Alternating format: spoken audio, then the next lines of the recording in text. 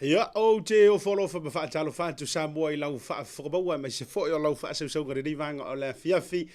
e na wa mata dia fo ile tu tu fa wa me se le unanga lau Bluwave TV ya ai me se le por club o te ya e bru ia fa so ta tu tu ile dei fo I ha fiafi o le so ngfu a mata dia fo I tu te fa nga lu fo I fi ta I tunga ai ya so ta tu tu me se fo I o matou ia o te ronei ia wa o matou wa songo fua le nei ina ua valu minuto o te nei le July 5 e le te mile na le wanti ia o te ronei ia e te tunga o lo mruia fo I tatou I Samoa wa o le wai July te le vavea le te mia sio tatou o tunu I Samoa lua le tolu I July tua iai au se talia ai savalia tu le lima nga I le ono e vavea I Amerika I le latou fo ia so sa pati po le latou wa so sa aso pa ia o le tua le dei ia e a te fo I le ava ma le minga o te tauai fa talofa mo folofa ia ma fa tu lima fo I fa felo ia tu I lo o tau pa ia Samoa ma lo o tau mamalu ia I le dei fo I vaenga o le afiafi wo ma pa anga mai le tātou poroklami nei ia ai inisio tau tua fa au mai se fo I o le au nanga wa o ele atu tofi le atu pele me fo I te tau le tātou fa soa wa lo tau lau si lo fia ia mare vai tau o le malulu kele ia manto ka fio lai ka fefe mata utia le malulu o lo fenga ia manto ni usilei ia ma o fo itala ia usitalia manisi o lanto stiti fa pena fo I li le maati ati o le malulu ma lo le folau ma lo le pale tautai ia I le lofa malenga le lei o lo tatou mataisili le langi pa ia masama fainga o Samoa ia ma ia I le fitia o le lai fiti uta ia po o le motu sa fo I manua ma atu fo I le wharenga fulu ia ma whaatu I le motu ma uwa to o male a fio manua tele se ia whaasifo lava fo I ia le lai lona toe mo wantu malona jongo to antu fili ma pule tu ta wilo ai manua malo ia o le la fanga po le fio anga fo I o le tupu whaano fo ia awa ia fio fo I ma pura ngā te leo le matua whare whao le tapu inga masilia ala I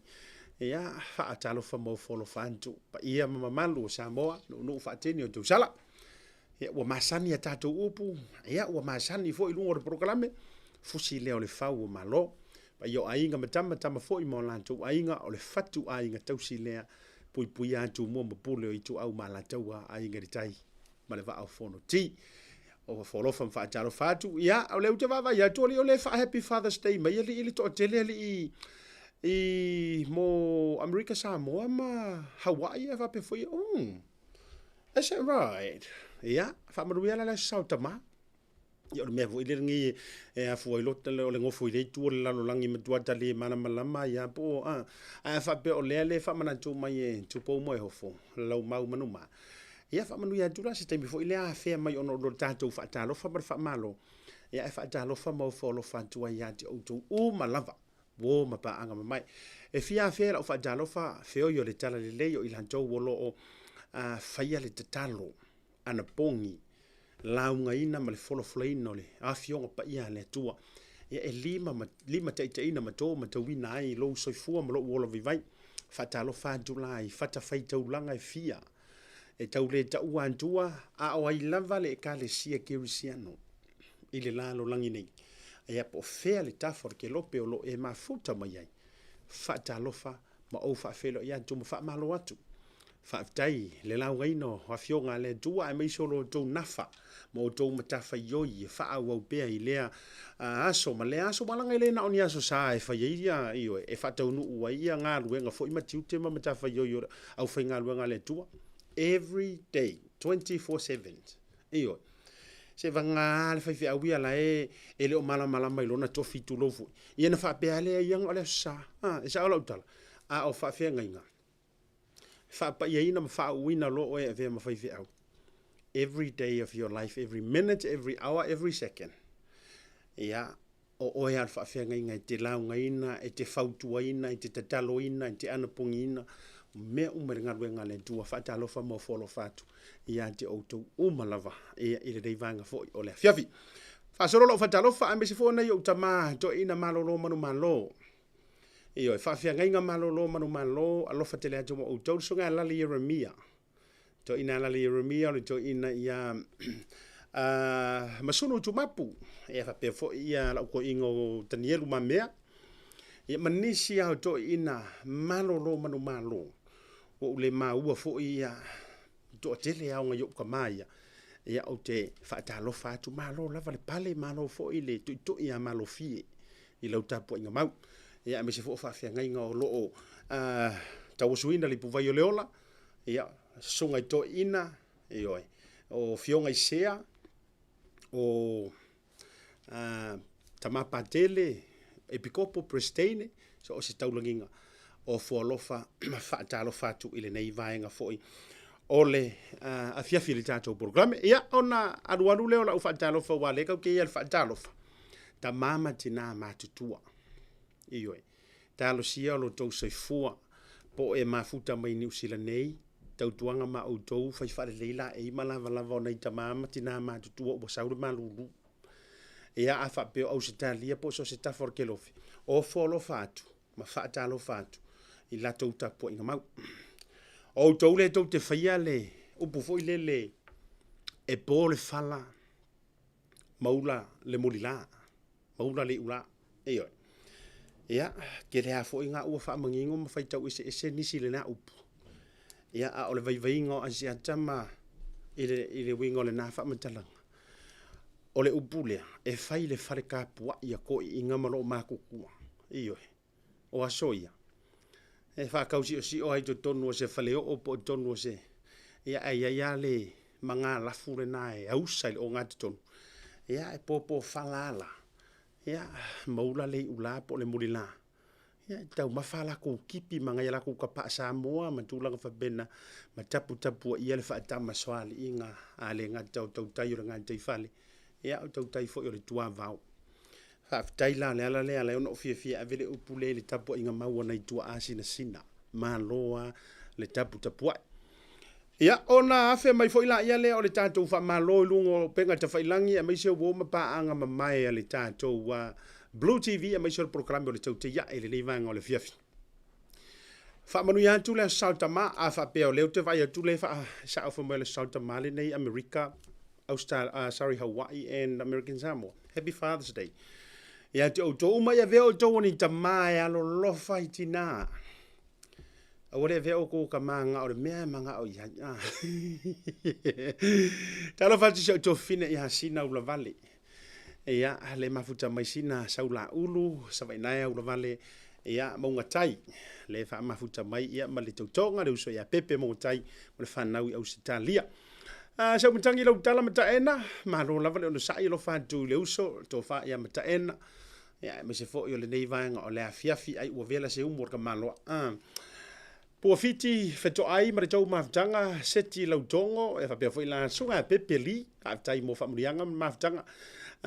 Sio tala, e whapea fo i shipa fatu pui nanti, ioi. Pese fea mana ia manase malore mafuta mai le nei vaenga o le afiafi. Joe tu va whapea fo i sunga luka se aso, ia ai mai se o daliva a mose ma le tau maftanga Savea Brian so ona lole fa avtai mafuta mai levanga le fiafi le Maota tu mua fiali fa avtai maftanga le levanga le fiafi me so ila tau tala te lesi ia mersunga ia anto nise nona lo fa te le tu levanga le fiafi ma lo mafuta mai sunga veta tili anga fa avtai mafuta mai Johnny Finau te tele lava e famurianga me se fo i rede fiafi Caroline Duala fa be fo ila Hawaii sa olele le mafuta ba de vanga o le fiafi ia fa tai maftanga who else to fine a racer fire fa tai mafuta mai ia me se fo famurianga dungo programe la ulu vini Johnny Taulia fa tai mafuta mai le vanga o le fiafi e pe versunga ia efilio so tanga zione tanka ia Vaega va tai mafuta mai sunga ia saina va ia ba tau foi mafutanga programi manuia pe telo sanele malor mafuta mai le vanga le fefia be se foi la mita in account se ma tau foi mafutanga fa tai tele mo fa manuianga i rungo le programi June tui ki ora talo lava ia ma o tu uma lava o woma pa anga mai se uso por sminko fa tai mo fa manuianga sunga fo ia Olive JB Kalita e va pe fo ia le tofine la le ia hana matau aina va ai Smith Ia male tamaitai au lelei lea ia Isaia lea io e pisa tele le mantu ofisa. Mo le tolo whanga o le proklami. Pale anga siva sane rivi. O amai oile nei vanga o le via fia me se foi se uso ya Bob ngā si o se karofa. Champion. O amai lo sunga champ ia usetalia. Por meu e koe foi mai ngingi usi la lelo ilo atu. Ia vape foi la fola sa tu ala ma le toa tele lava lili semisi. O folo fa ma fa talo fatu. Manatu, ia nge ke walu anto le tatou taimi. Ia a le fo uba mafuta mai wa mawar so ta inga. Ia ma sia uso matua fo. I lungo le proklame ia le fioga fo ia Vui Seigafolava Masinamua. Le fo o stand by mai lungo o pengo. Fa matalanga fa talo fa tia to pena ia nga telea. Ole talainga ia sengi. Io le matua ftalai aso le u. Le mafuta mai fo ile rivanga o le fiafi. Malo lava le ona sai malo le fa toa. Fa mawina le ngang fa tele tanto major sponsors le Tasi Market and mesi fo le Tasi Enterprises e ia le Tasi Pacifica cafe e ngata ilea o tanto faloloa Tasi Barber Shop ma le tele lavonisio o unanga mo moli fa malo mo le lango suino tanto proklame Pacific 40 ma le talo fa voucher o wona ingalo sa pe patala o loa failu online ai tala Samoa o tongi ai pili so sko inga pili lava fai ai fa tonga mo fale o loa ia e no uitua te tau le alu lava ia pia ai oe o manga salu ala ke ungo lo fanua po salu lo vau ia fa ela ala ala ele tau le fitu fa lo na tu te tua oi pe afa pe o la to fa nga ina le o nanga le Pacific 40 ma le pepa tala o lo le talo fa voucher Samoa Tourism Authority fa te tele lang suara ngan tele o le moto Samoa service stations in Vaega ColourShops ai mantafili ia tatou o nanga ia o lea ua lango suina le tatou proklame now nga si vaenga le tatou atu le tatou malolonga fo i malolonga ia ona fafilo i leo le fionga ia Vui ia so tanga sione asiata fa talo fatu e sio mantou ainga asiata fa to va mai ainga isa tu paitea o lo iai ia ele tapena ina o le maliu o le whawhiangai ngā taulangi ia tō ai mi manu ia okay ia me le whawtai tele aso tanga o uai inga tonu ia me se foseo mantou ainga le uso ia asiata vaa na mama tai whaatasi ma le uso ia le lau o tau o si io sunga whawhiangai whamase le ngā le tua se toi fo i mai aile se tala se taimi ia whanga solo le tatou proklame whawtai tele mo le whaamapueina ia o whaamaisenga me se fo o lo whanga rungo le tatou proklame donu leituala ka musta po kayo io ka maiki Filipino ai ia se taimi ona o whalau tele la ia o le au nanga fo i le sa avea mantali manao restaurant ia o le ala ua maua tala o le ua ilalo nei o le ioe o le ua ilalo le au nanga le Tasi Enterprises ma o le whaiaini si o tūlanga i ona whaaleleinga ma o le avea loa matasi perfect ioe fo i le mo le taimi mua ai whaalau tele se taimi muli o as we go along mo le tanto purukalame ia o manatu si tato atu le tanto avea whaaftaini mafuta mai le vanga o le whewhera ngata fo i le Oscar Mose ma utou uma Chris silungo le tanto YouTube channel va pe fo i lan jo le antinganga ma Mororo Banti lena tau le papa whaaftai tele le mafuta mai tato malolonga a fo i mai stand whaafiroa i le fionga ia Vui o le vana to ai tau nu ulo le sa folau se fai se ka kukala e winga inai ori mai Samoa. Samoa. O le o tau mai fale o loa le Tasi Market ni usila nei e tanto o loa o mea tau lima ese mai Samoa. E pe o fue ma to launga. Tuinga matano panuava. Ula fala ula nifo titi furumua fa apea manifo oti. Maleano no ayo nisi o mea tau lima ese te filifili mai ai. Mau fo ia tanto tau mafa ese mai Samoa e pe o ia. Ula mafe. Fa apea talo ulu mafa. Ise tau o fietele. Pala unei lole numero lo o ilunga monisio fa matalanga. Le Tasi Market, le tali o lomana.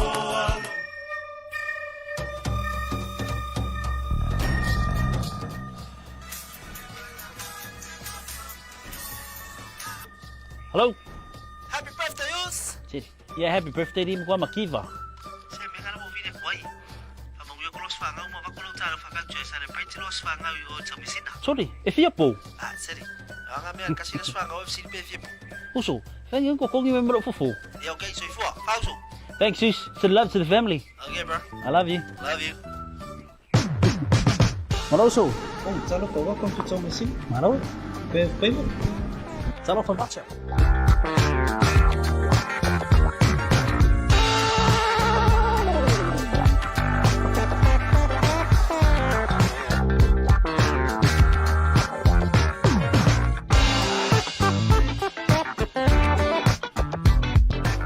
Jaibiro wa chile o lua se fulu ma lua minuto je dei le tula e lip mai le chauchua ma le unanga lau Blue TV e mai sol program le chaucha ya e brbia fai vo so ta tu kau ke o i kai mi o kalonga e uma o ta talonga ya ai mo le dei fia vi o te fia fai lo antu Samoa o le fo o ma o ma so ta inga mai lau fanu o so ta tu i Samoa le fia fi ma le fionga ya Vui Seigafolava Masinamua. Ya, te vai tu peia o ele lo moenga le tu ne sa o ele ma fa sa longa ma le fionga ya Vui le vanga o le fia fi wo misia lo porkiko o folofa ma fa ta lo fantu ele o fionga le vanga o le fia fi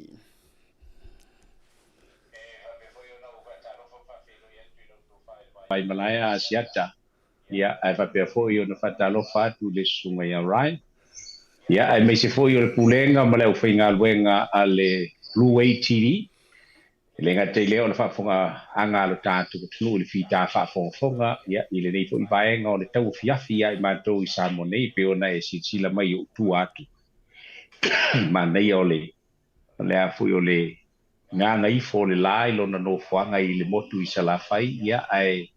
tongi mai o nā tata I tū mua nei. Ma nei ai ole. Pea ole, mai wana u pikia I almele o te sa mai gatonu le o te safa I ai. Ina ia vea o se fa o Sofia I le fa fonga mai ero tātu tunu ma le mai moanga. I le tangata le na ua musu e sau I Samoa. Ya, o teimi fa pene o le tau fiafi. Teimi na e tangi u ai le loto ma le nganga toe te tai le mafau te imi o le titi le tonu au tatu ia I le tau fiafi le nei mai lu tatu o tunu I Samoa nei o folofo whawhiro e toe le nganga whalalo talo whalalo malo yo e fa tai o misia le ta por ki corna o ye fo I Samoa yo ai mana yo fo le vainga o le mai tau wantu marsila mai moa ale mamaru lo tele o ta to bo ma pa anga dungo le por kalame le vanga le fiafi ile manino mai malelanu moana mai o tua atu I tafalangi. Ya, se mai se tala o tolo o fionga Vui swing o le tau wa iai mai timunga sa fia ngai fo le nava ya so a mai le tau ya tatou o fionga. o le tulanga o le tau ele ia se swinga tele e pe a foi o le telo te no te tala no ai fa so I tau le o ia tatu Samoa pia tatu tala no le tau Samoa o pe o tala no le tau o New South Wales fua ia Melbourne o Victoria ia po le motu fo I matu o to e fua I le motu I saute ai o le tuinga tauna le o mau I Samoa a fai o lae e langi le lei ia au kilani a o lae ma mafati munga I lalo I kala te malatoa o Samoa ele va penala ai a fai e te sau I le wafu anga I anga I pia e mabafa uanga mai le wafu e tau I le malai vale. Ai e te ulu mai loa o le ate al malai vale. E le ai ma se Vaega I loa I pe sa tau timu ia leisi tu mai la leo a ana. Alu o fo I lau ta vale te anga ia pia. Pe o atu I sale I moa. O e to e tofu fo I tonu. O leisi uanga te tele. Pe alka ka hoi lele kofu mai I fafo. E anga ia tu tonu o se vai hoile o lai se vai tafe o se afu hoile ia na e te ulu atu ila ia le I leisi panga noa lele e fa penaltu lango le tau le o iei tatou Samoa e iei Vaega o le tunu e te awhai o le te alu I tua I safata e langi lele ia tua le alu atu I a ana e taua I le fanga I tua atu o le fanga e ona e tofu atu lola lea I wanga te tele matibunga e taua I tua I si umu malatoa ia o tu foi le falali ia walangi lele e tua la susulu mane le lao e tau o soi manatu hoi le a le BPC e tatu le tasi le la ele tasi le la ai tele ni la le e wa ke ua ku ki munga ai ko fu ku o le lai ku o lai mu tingi le la e pe fo no taua e te sau mai le wafu lo wanga mai le sala fai e te sau o lai te tofu mai fa fo male va ana e sa o iso ulu sa o mai ai wa ai la lata ile malai va le po le te ai tiki al malai va le ia e to tofu mai fo ile sulu male mu tingi o le la ia te ilo ye pe u sa u fa pe ile tau a o le tulanga le na le o lo ia i tulanga o le savili ia e angi malua savili le tau afiafi pe la ona ye te mile nei pa pena fo ile tai ao ai o lo ile u ia pe timu po le alto nga vai nga fai e veve la Malo e fa. pe o le tala tu le tulanga o ye ile tau le tatu tu e le ia ni bobo nga pe o tala tu ina o angala vale tau pe sui ia e tu mauar fia o tangata ia ma tau sa fia o tangata i sa nei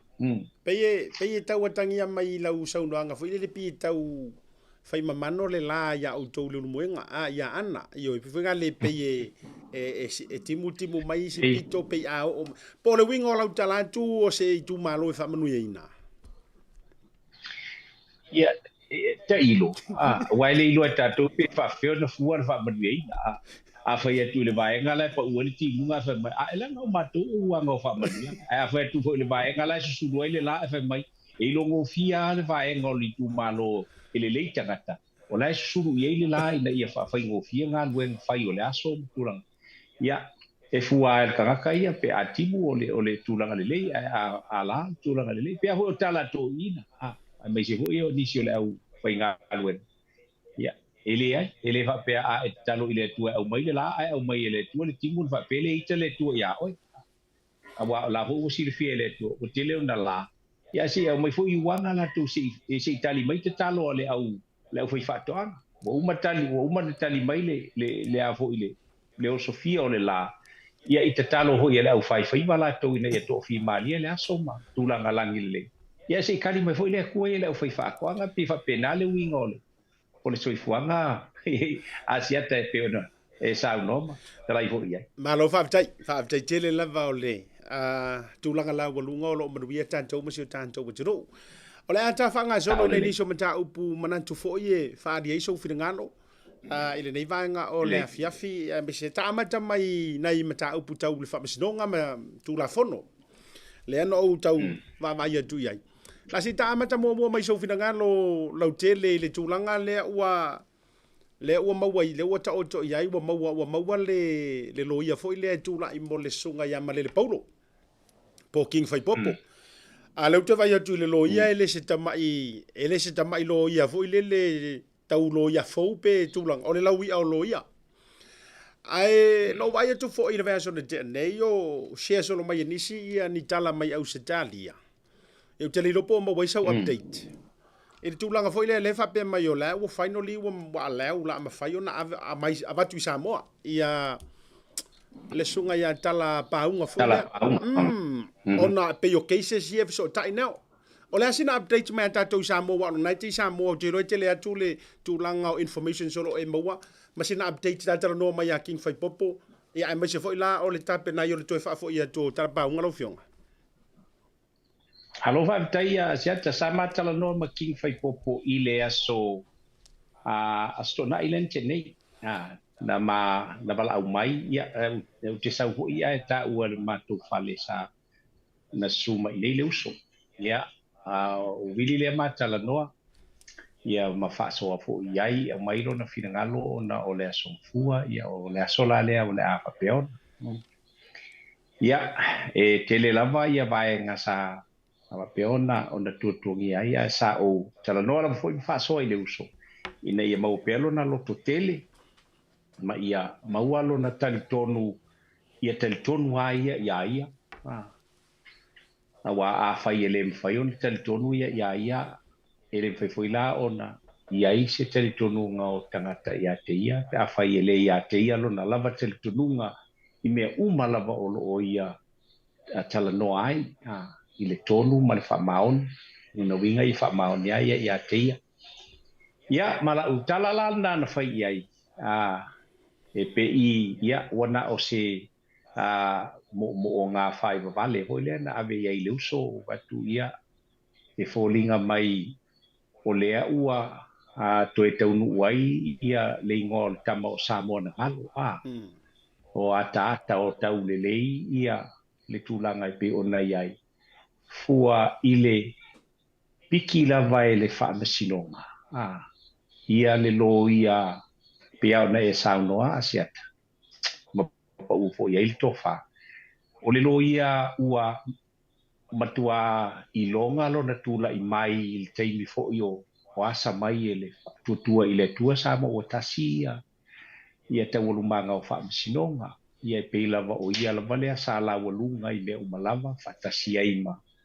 ma le fionga ia taula papa e mapea fo ia le fionga ia matafeo ia ma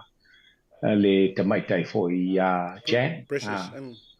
ia e pei o le latou lea team ai e pei o le suafa lava lea o muro lui ia na matalanoa le o vatula lea o e loto tele ia o la natali o el matua tele o le loto le iai mo foi la na fatai sai o le talanoa o malana tala sila fia ele tua o upu uma o lo tautalai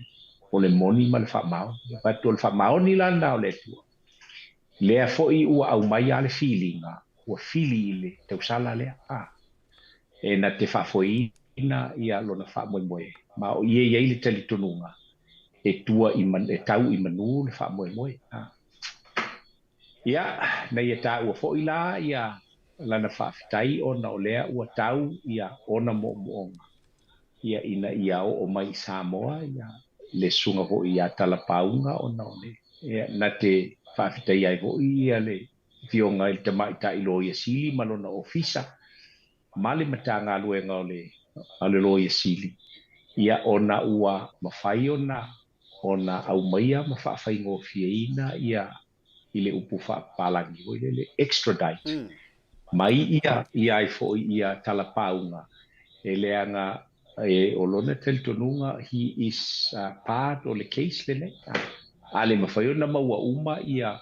i tu uma o le whaamisinonga ia ele mafaiona o le talamoni lavala ua uma ona paa manino mai ua maea ona iai le malienga i le vā o le malo Samoa papea fo i le malo Australia e ala i le loia sili o tātou tunu papea fo i le ofisa o le loia sili a Australia ina ia talia ina ai ma ua talia ina ai ia ona extradite ia pe au maia i lo tātou tunu e tusa o ai ia le sunga ia talapau masalola o le alama le teimi lea ua fua iai o le tūlanga alama le na o le ai pe o le whaiunga o le vai asunei po se aso o le vai asunei ia po o le amtanga o le vai asfou o fufuanga alama na ia o lo tatia pea ai ua manino ato toa o lea o le au maia i Samoa ia le sunga ia talapaunga ina ia ato ai ia matai a uma o le pamsinonga le markeisle ile nga falo malo fa lo fionga vui o tai ai le mata upu le case le ai me se fo o se tau vavala mai ai o le la lo noinga o le mafai ai na vatu talapaunga o se tu le leilea i le finangalo po le fato fala inga sunga king fai popo o se tu le leilea mo ia pe e iso na fai longa fasili na i tau fa manino ile tu le fa molmole e matua le ai se masalo o le saunanga king fai popo sal matala noa i le vaenga le nei o live na mo ia okay e le ngai tau na o mai Samoa le lai matua ia ilo na talitonunga o le tali atoa lea ia o le tūlanga o loo whapeo na whetosua i pa pautolo alo iai la ua ma le uso ia lema i le case le nei matua iai la ua ia ele mwhaiona tala noa i vaenga ia ona lea ua ta oto mai ne i o tātou ne i toe o ia lava ia le vaenga o le whamsi ia ai pe i ona pauale vaenga ia o le se vaenga le lei e matua i oelo na tau fi o se tali tonunga sili lea mo ia e mai se fo sunga ale ma nga falo ma tu fa fonga sa malo fa tai jeli lo fionga vui wa a fai nei e moni lava le wa talia tūlanga I whonga le whamasinonga le fuwa toi apili le case. Ai a fuala iai I pise so le pasos le te saunoina. Wai tasila le vaenga le na whaatali tali fo ia wale fuwa toi sui. Mai tau watu le ua toi sui le tala le sunga ya tau walai. Le sa le ua toi tautino ma tūlanga whapena. E mawhaila ona ta mamate whaale tūstala alo fionga fo ua I loa lo tautua tūlanga wha tūstala ma keise whapenei. E ono toe mapunga re keisi lea I lona tūlanga ta otonga sao ma ono toe ini si tau afia mai ai. O lea sau varivalinga fo ile le to whaala fionga. E matua toe su engi lunga re keisi lea ma ono iai manisi e te iwa toe afia mai ai I se ta ua vai wha tūstala. Well, Asiata, we can only assume. We can only assume, but we can't predict. Ole matawhai o I ton, matawhai o I lava le alfa msinonga la to. E pe lava fo de silfia o tatu tu. Walava ia tulanga e pe ona iai ia le whamsinonga ba tulanga e pe ona sai ai. Ia menino lava I tatou. Everybody is innocent unless proven guilty by the court of law. Ia I loa la e tatou uma. E ui lava la sa ia ini vaenga whapea muamua. Ai o lea la ua folinga mai. O lea ato e susu e atoa. Ia le lau pepa. I la ule tilo a. Wa o moonga ia sa mo ia king fai popo e mese foi o le mai. Mai ai le amtanga o. Ai wale ia ua mana o ina ia fatau nupea ia pamsino le la ua lua ia te la na ile whainga malo tuna le ua o mai le te le ia fa fetai fo il whainga malo o ia nei ona ole ai mai se lava ia ile il famsimsili e mai se ole a fo io ole vaenga o famsino ia ona ole la toto fa wa ana fa pe la tu tele tiptilo fa pena ia o lona winga e folaua le keisi e tusai ona ai inga sai ai ia pe ona ufai atu na ona tatou assume fo ilele ma papea ia tatou mo ile tatou mo ia ai le mafaiunga kako predicting po fea ole ata oto iai leanga ole a ofo ile tulanga e ono ke iwa alu ai valu o iai si suinga o le a fo io o ila to ole fa foina case ile tulanga le o beta uloia ni wa pe alu ke uva pe mai le siku wow you know now we are going to get a QC and all this yeah, tatou tele mai noa le nā mea. O le sili la vore tāu e a te ula vai ama le tele noa atu le usoi aki whaiko. O se fia fianga i a te ia, ona ua lewa, ona mumo o I le tūlanga e pe ona iai, ai sa le mawhai ona whaatino. I le teimi o tūlai me fo le whainga malo. E le wapela ua le lei le whainga malo o iai nei. Pe ele I le lei le whainga malo sa iai, ona lātou fo I whai, ngoma tūlanga e pe ona iai. Ia. Ole tonu, ole sao, ma le ato toa, nga ole kuang silfia le melga asiak. Ya ine yo tatou fa pe atu ni o manga ia la ai sau fo ila ai sau le unga la to le teimi le o tatou mo o mai ai makako pa ki pakia. Ya sau e tatou tele fia ia. Ya ona ale. E le winga tonu la le no fe atu. Na ona tatou mo ai le mafai ona tatou vasteina, mafua ina se fua. E tu sai o le vaenga le ngang fa lon. Malo whaavitai tele lava I lau avionga vui mo le whaamaninoga si vaenga sia. O le a tame mai la I le si vaenga lau walunga le na mai tau ina antuana nei. Inisio tala mai Samoa. O le tūlanga le ua loka ina e leo ia se tasi o lii. Sa ia whaia ni winga mātanga I lungo le pasi. Malanga tuanga I tua kake musua e ka uingo I kuma lo langa kake e mai mau e au ta fe ngai se tia vai singa ka fa upu ia runga I kua pe aru se mema mau le la o lokaina o se tintiti a onga sa si ina ile lilia io e sa tu wa leva no e si ia isi nei a tintiti a onga la titi ia ai pe wa fa ia winga io e tu fa no fo ia ia e me se fo tu langa ia le na pe wa Fale minga kau maro kau kau ia mea au winga lenga fa penga kinkiki ele te tauna na tango e fai ai. Ia au te fia la o le wa ai o le la ora walunga i nei ma fa linga o fina ngalo si tasio fa masino o le fa masino nga mawalunga le fionga ya bui Nelson. Ua tau fesiringi ai loa le toi liu liwino le tu ainga ma ia tau fai se tu la fono. Ina ia fa sa ai le fai ngol mele. Ko sa lela tau au na toe vavangi ai lunga ma me foi na masani ele le soifua ma le ola o nai fainga ia ata tau re si o pasese ma si ilunga o au ele o tau o pasese o si voi le kangaka o le kangaka ai o tulanga na lela tau a nga ia le fainga o keisi le ona o wa ai fa pe mai le tala foi le e matua fa le anga fai hal tangata le lunga me o fala o fa sai na manga fa pena mo le se sila mi se vose mai tau nai sa mo ile manga Asiata.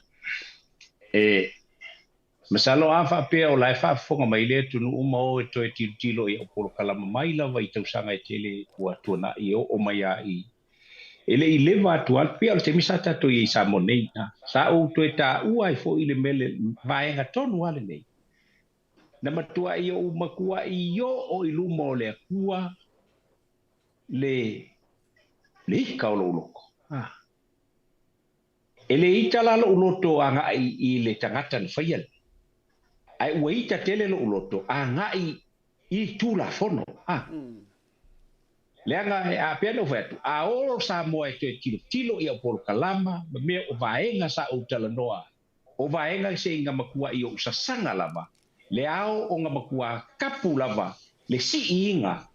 ele kama o le kenye i lunga o le pasi. Malia. Leanga e tula i mai na o mai loa ia te au le tau. Pumoni asia. You know, nga o lo kafia ku ai lu mo se fa masingo, ku lu mo se ka i leo, ku lu mo se o se bingiska, se pale mia maka faisa o ku ia. I blame you and you. Honestly. Malia. Leanga o mengi sa pese ku ai, sa pese ku i pea elenga o au. Sa pese ko fo ni skama fanga wala ku e o lava fo ia upo ai pe e fall into deaf ear pela mo fa ya ku senga mo kwa yo o le ku sir fanga le ku kwa yo o lu mo le ku lo mo ku ki nga male mo ku ke le no fa makala you know I wish I fa pe anga u savali ku lava i lu mo kanga ka u mo ngi fa ku la okay la ku point lo finga so se sia la ko Malia. Leanga o mengi sa pese ko pe a pese aku voile le ole me o ke kai pe e pese aku lo se papa langi ka wa lo ha sa pese le melia ma au mai man kupe fa king oi melia va ve lo ku ngoi fa king o pu ka king ol mel ai a pese aku le sa mo la ni kenyi pe o au o oe ku lo mai ke le ngisio kam fa ga sa mo ele ke ya Malia. Ele kea yai sorry ole o ke kalango malo wika Malia. you know I'm so angry and I can't deny it lango ki mo kwa yo wika leanga o leva nga pese aku ai le kea yai sa pese aku inga ia makua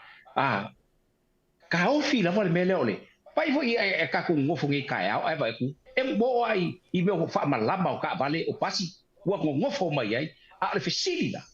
pero ye ki u ke leo pero ye ki u ke leo wa leva nga fai le menenge wa leva nga fai ele fa pele o va ai la sila ia authorities eu ai fa masingo la foi kilo ko ila ko tene eu ko ela ku ka vale ka wa kwai you know they cannot say they didn't see it aya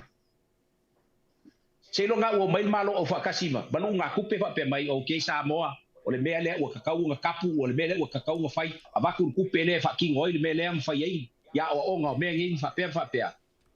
kwa fai loa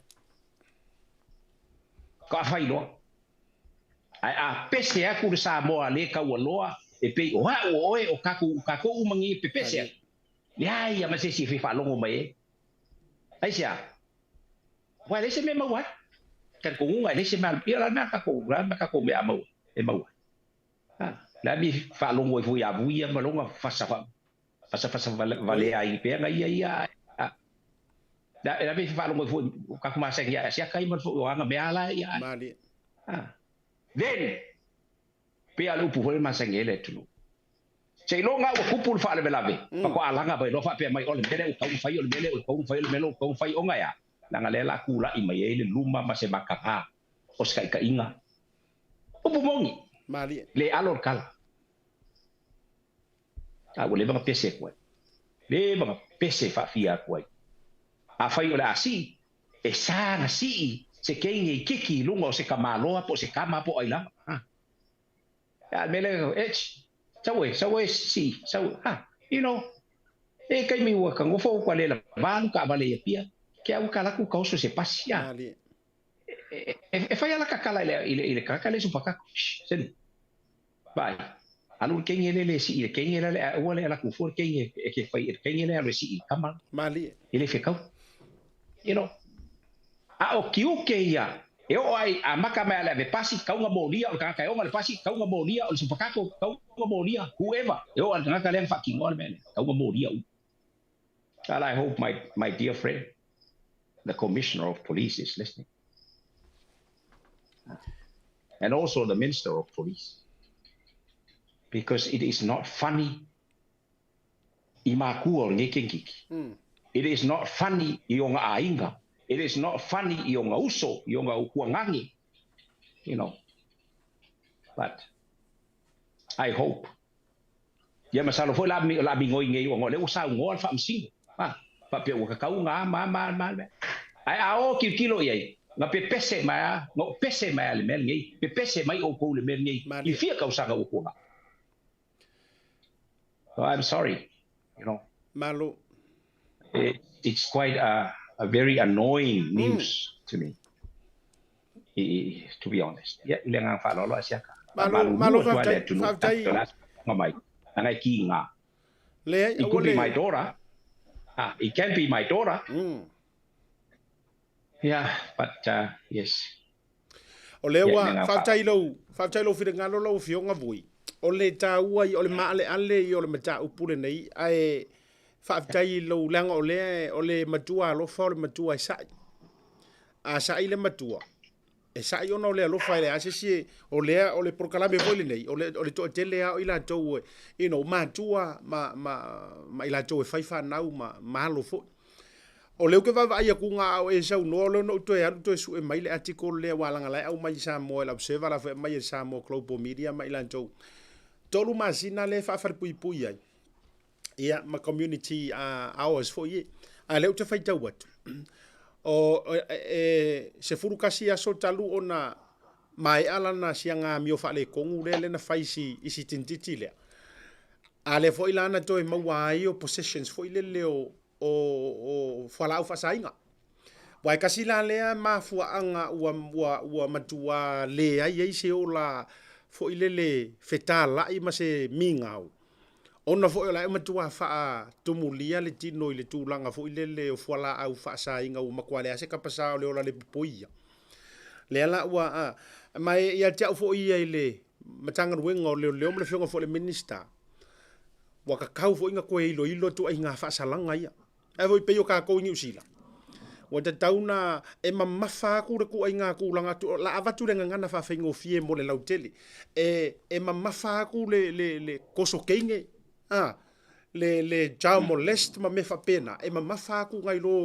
lo isi ava nga fo ngai even fo ile fa sio tanga ta pa ivalea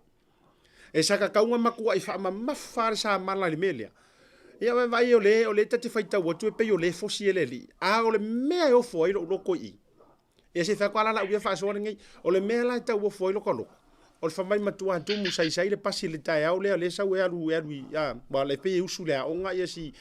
afingele o ke fa kula u kala ko nga me ia tata la no le ngana mama wala nga o le ngana ma le ma fa mama o ka ko ka ka e alo lofa e muri o ile pe muri ku le pasi o matua le ilongi fo ringa o le fa ku le fa pe o tati fa tu da ito o tatango encourage the violence no it's reality of life o kako o ko inga me nga o ile ko inga me fa pe ngi le pe fo ringa mai o le e fosi ele li le ki nganga ka umusu skingi ane nge ia fai ia nga fai nga nge ia o ka ke ofu fo i po ai se si ongo fo ia o kafa ia pela e ngi pasi e fai ngi couches mangi ngofo e putu lava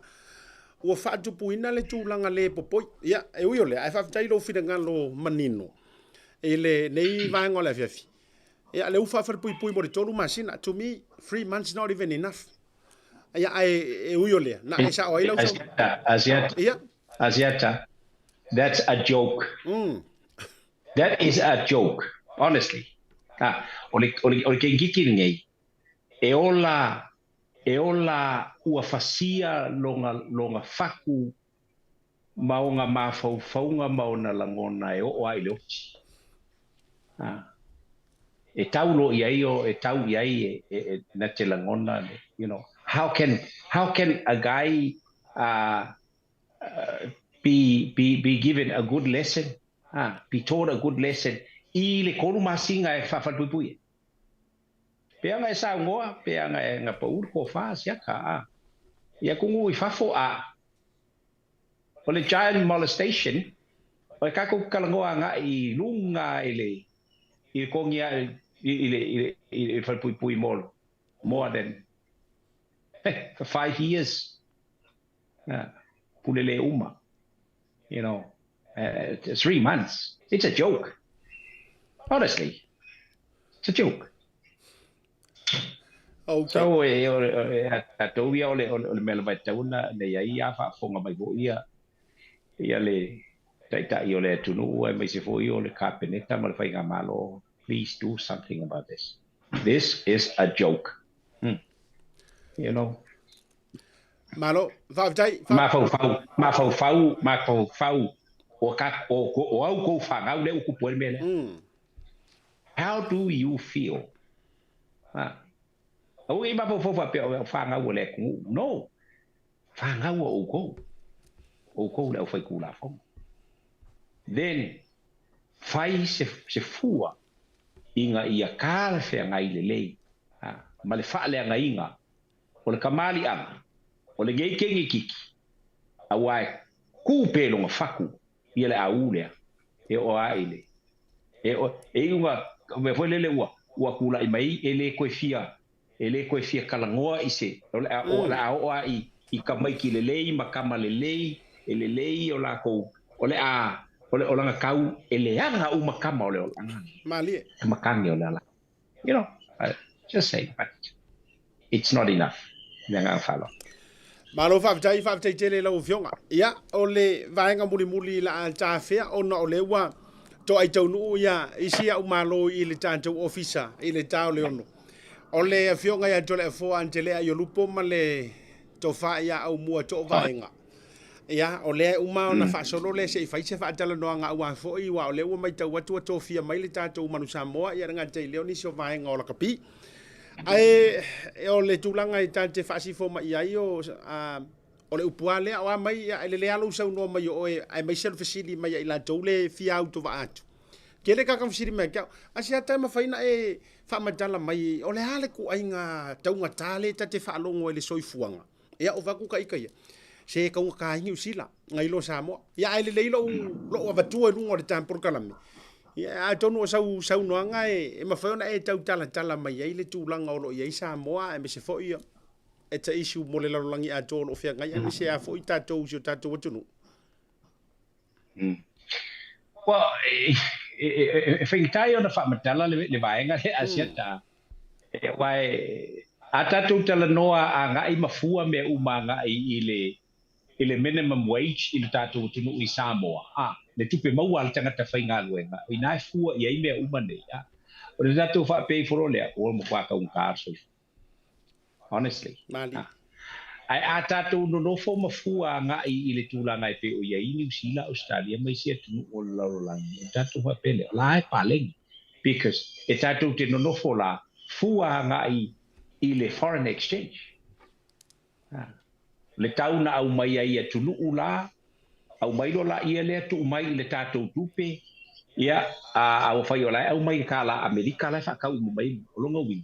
e kasi le kala Amerika e lua kala o mo skulu Samoa e mawat mali o no winga a faila tatu te e fa tau ina mai e fa tau ia o le kaule i Amerika pe fa pe mai ia po Australia hoi pe tatu ia Amerika wala fa tau e tu pe Amerika ia pe mai e sfurua kala e sfurua kala ai tu mai a tatu Samoa ele se furua tala ai tatu te tilo anga ile kors fukana si ata tu mai la mai tu no ifa tatu te tala noa nga i le fesuia i ngau tupe e o mai lo fo ile tangata ua ele to tango fiel le a fo ile le currency a New Zealand ma Australia le ma sanina na la tu lo mai $24 ya e ku fo ile e te nga fatia ai palas e ke saulo e ngei suila o kupe sa mo ai la ko foi bai e luas fun kala luas fa kala ei e ku lo me fa kwa ka mo o asiata e te ilo iai se fua le o uma de sau no fa nga malo le nganga le fa ina ia ina ia fa una control le malo le ele a fo me o a fo yo tau o lo ya e pe no vai tu o nei sama cha fa e fo sina shopping matu mo hola ya o tu sa e pipi mai ai o le tau o mua sa iai sa lima tala fitus kursen o le tau fo la o iai o no tala ivas kursen so o fua vole te fua inai wala fuso la ko kusia ile pepala iai ona ilo la le o lona winga o le tauna au mai ai na fa tau mai la tu sa tau ngofie ale wala tu sealing o sealing le tau tumata ele la se me ale malo sa mo fai e ilo i le nga ele i ol malo sa mo e tiol ma le au mai o loa mai tu nu fa le sa tiol sa o company ne se va ga naila ilo ulo bale tel tunu se vanga da ua sui ia le fainga le au mainga o loa i le tatu o tunu ua au mai umala mai lalo le ngoa o le malo o Samoa ona failo le Samoa ona control le bele na wai e po ai ale le fai o loa e pepelo mai fa mai ia langa o le nga le ka ia va tu le malo ale ko mai ma ko se ala kunga ia o ko ka se fulu le lua kala ile kilo ma ka o ma ko fa kula ngai nga ko retail ai o ko wa nga i ya fo mi polu ko wa ba ku ya o ko ki selling le skulu ma le se fulu ma le lima kala ile ya ile to ki selling ai ale wa mai o le ko selling le se fulu ma le van kala you can't say ya fo ye la ngai ka un kala o le malo le control e kai no yai pat ilo ula bale tel tunu ngato tasia pat ile peila o le wing o le fesili ya e fuala il tangata fuala il tangata ile ilana la balea fa tau a faila vai watu wa tau ngata ya awal fa kawa awale o nosi le mele o ia ile manosi o tau o fiele o soifwa e ma tu lo tol te mi foi le o le na tu la mai le fa nga malo tu pola e fia na fa ye tu pola e fia tala le ele tau ngata le soifwa ala na tau ngata ona ua ono fuana to ina ena tele nga fatia le taule o le TV ala ua faila na fana au mai se TV au mai se TV la no le ua faila TV ale vaenga le itala e afford la to ia le TV e afford la to ia le pao ale ala anu le TV ai abatu ia nga mai lo le ngai fanga o le TV ona o te tali le mana o le toina ai mai ele faila o le TV ona ile ese tupe foi no winga e koe au mai foi o mal kupe e fa ola ile TV le ina ia mau le alo pela le winga le o le te fa talanga fua le tau ngata anga ele mena o tanga ai sirfia o lo e mena mia lo vale o lo ale na den ele kaula ngai fa pe mai se kaunga ya la kwa kaunga la kwa e fusu e ngai le heavy weight ale la kulo fusu lo ila lo le penta boy wait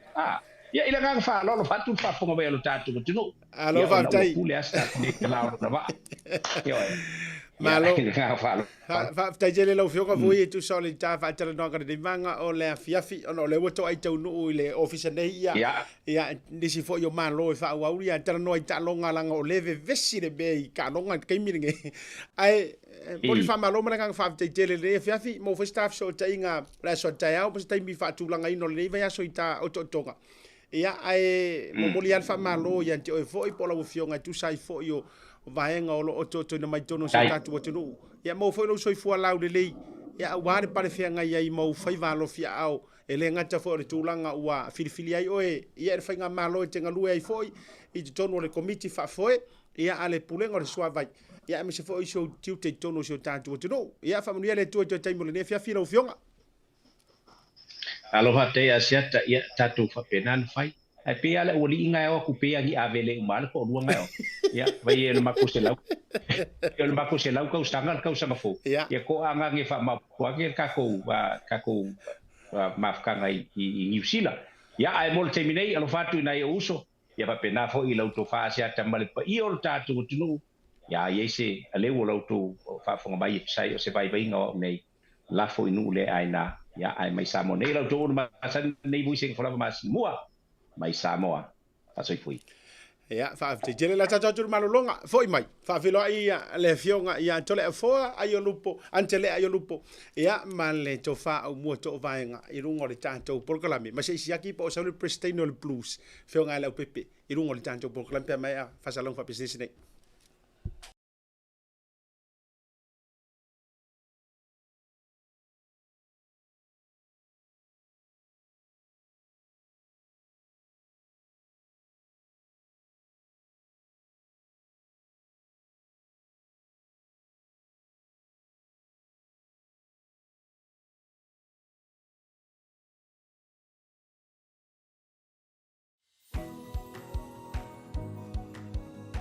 Tautai Samoa. O te fia whaso atu se tala tā ua le nei mo oe. O loo maua pēr le taimi e whai ei le tusinga ingoa. E fia sosoani le tusinga ingoa mo lawa o ina o whamatalanga. Ina ia whai taulia o tātou tangata, pe a whai ungai le whaatu peina o fia sosoani, e peio a ounanga mo le soifua maloloina ma tangata lau tele. Ai aua le kupole, e le whai loina lava lau tangata. E le tuina atu i sa isi lava tangata, po o isi matanga luenga le maloni whamatalanga e patino i ate oe. Whamole, whaatino lau pito la au, ma i o atu i a Juni, ua whaatumu uma pepa mo le tusinga ingoa, ina ia whaitaulia uma o tātou a inga Samoa. Whawhitai mo lau lango.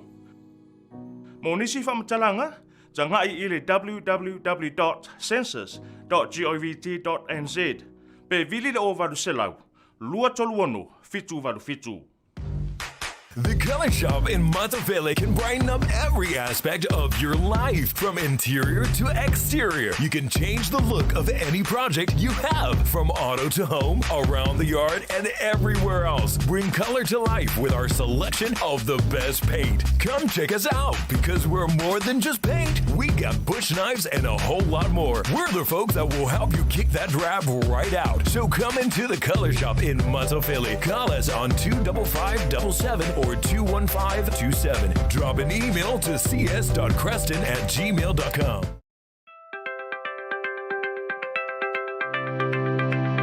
Tautai o lo ingoa o Lua Hunt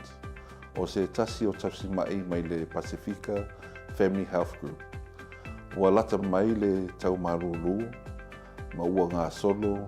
le polokolame o le tuinga o le fulu. E whaia fua le tui o le fulu e le se tutongi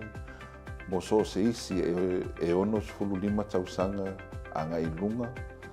mo tātou Samoa ma tangata Pasifika o lo lima fulu lima tausanga a ngai lunga mo tina ma itanga mo la tau o lo maua i ngase tu mau pei o le sela, le suka ma le toto maulunga mo tamaiti e ono masina i le fulu lua tausanga ma la tau o lo maua i ngase o le mawhauwhau. Su mai a fio mai e whaatau nuai lau tui o le fulu, ni sela, po le tui o le koviti. Mo nisi whamatalanga whafsota i mai le telefoni o valu se lau, tolu lua o tolu. Whaftai. Tautai. Welcome to Maota Samoa Service Station.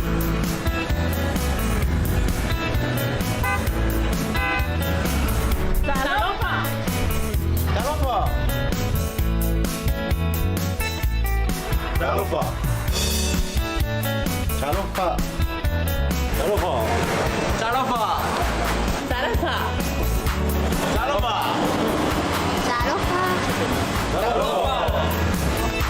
Talofa. Ua iai foi au nanga ilunga al Pacific 40 ma le maua e. Mo nai tatou ainga, o lo alala i atu no mau.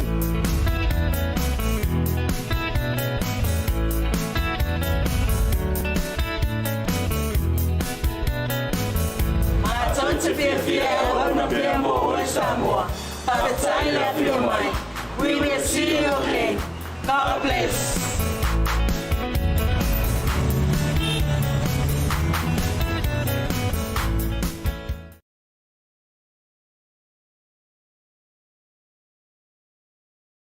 Oh wow. Come on, make feel just give me a second, eh? Hello? Auntie! Oh, Mayuko! Sorry, you come I send me something. I see if I'm probably my lunch, but okay. Baby, what do you want? The barbecue one? Barbecue? Oh. Say from more, sorry. Thanks. Love you to the family. Okay. Hello, Vaku. Yeah, Auntie. Barbecue? Yes. We have the barbecue, please.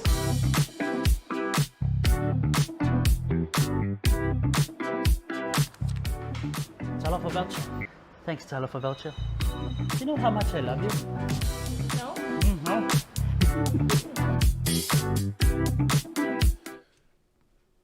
Taimi o le wanti lea ua iwa mino te o te nei le tu lai ono i le taimi a mantou iau te ronei o te fia whailo antu. Ia, le o mantou whatasi ma tama mantua. Ioi, kakui kalangono i le lakapi.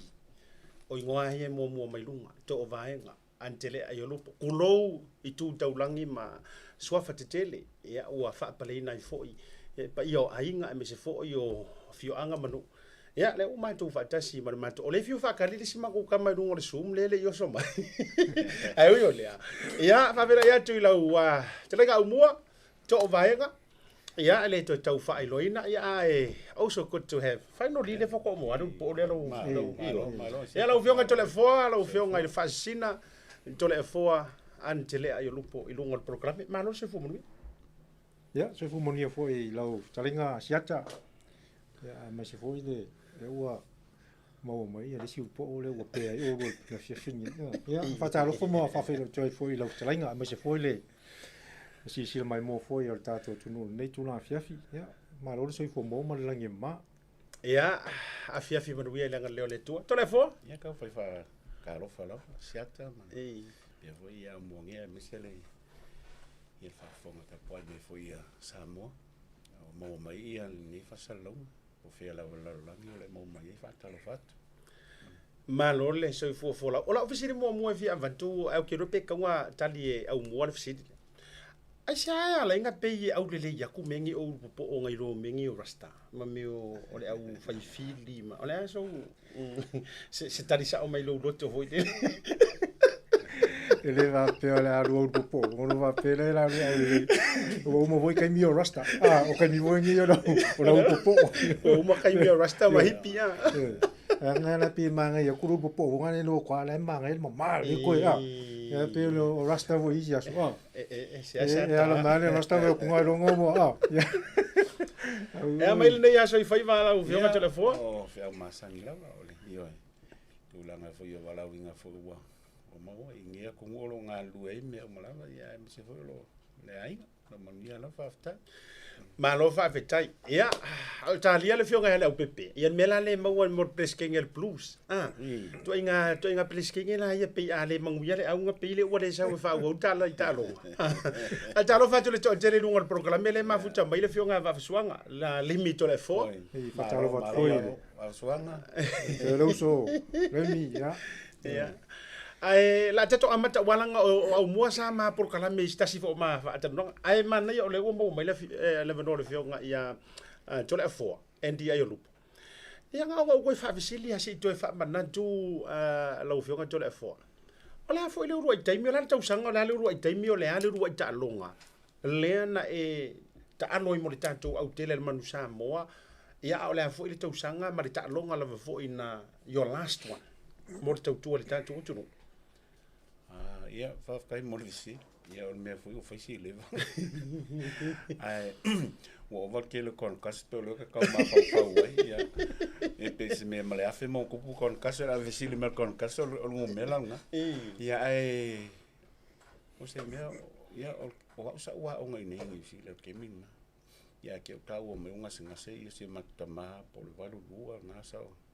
ia o ku o ngile o ke minga wa lu ia la ku nga wa ku ia mangofo ku ia wa fiu foi ia le o ngai nei o la wa ku ia o foi Samoa ia o se foi ia le vala wine le tua ia ku la ngai meu ka ko e alua langon ia o ma vo fa u ka ki ma me ma pe o ia ia se o kama ia se matama ma ku la vo ia me ia me se foi le ko nga ngon ma to ai ia lo fonga la na valu ia ma ka lo ko ia o le valu ko lu piki ia ile ka dia vol ke mile asiaka ngai ka ko lu vole triangular tournament sa fa ve ke minga o ma ngai ia ka ko ma fiki ma ko ngai ka sanga uma ia o malanga o mai ai fiki e fa ye wa fiki nga sa ho si me ka ko nga ia nga piki mai lo la ia wa ile ia nga o sa nga nga le valu ko lu sa nga ka mai ia le iva se fulu ele va pe nga moku ia pero e fe malu so ngia au mua ia pe ole malo fa vitai au mua la fa te mile na e lo te mi mo ele tutono le au tele le tunu ole te mo mua sa o e tunu le valuono hafe se la valuono ia talo mo mua fa le sa talo yo talo ma Wales le sa to a fa la valeo sta no vole a Samoa ma Wales ia ma le foi ma le fionga ya Toleafoa malo fa tai ole ona tai mi fo yo tala ititi taita e pe yo le o ingoa nei anta va ai a ka mo ele man Samoa e uma tato wo tu ole la na no tu ai se tai mo tato fa so ka ko wo ai langa le wa tofi le tato au le man Samoa mali ai pe o nga kai mi o ingoa ngai o ka kai fa no po la ve mai le au to o Vaega antele Aiolupo sila vai fale Brian Lima fato i fo i ia manai keneti fa solo ko ngai kua tau fusi sa lesa ma dulanga na ia ai sika ko mai mo tau te si ui le manu Samoa na to ta pale ona ni so Vaega au mana tu fa au le tato wa fa so ma le tulanga sika ko amaka mer su pala kapile i le temi le nei i se lua fo i mai tau wa kele ma fa so ma le upepi ai kele fa me ka kaseti se ke rua fa so ke rua le kapi o va ko ya la ko pe kala ka me jiwe la ko maka la ila o mai la ka mala kapi ya se tato mo semi finals le na umantu nei le super la kapi o le asa lua mai tau ile ka no ngale le Crusaders ma le Blues o le tele o expectations ma se mo nga sa ye fa pia o mo kwa pulu wa fi na ni fo pa ele olea in reality ele olea le tulanga na ai au mua ta amata tu lo tofa ole sau mai tau ia ole ia wala to ia le esile le swinga lenga sui ele Crusaders ia le natuta alo ile mai la vai set pieces mo o fo ia la le cheno play fo le mo le kai mi fo i o lo le Crusaders le o sui fo le fenga caro le ale Crusaders sa ole tulanga fo na le u ia cha hulio fai ole sawa a pe fa ke ia ila le aula ka ko le posi le so fa i man le le wa ta tonu sa i ta tonu ka fo i e fengo fi la varta no fo i man le plus sa o le fenga le plus sa ya wala ko ia le fa pe o ke ala u mai amakanga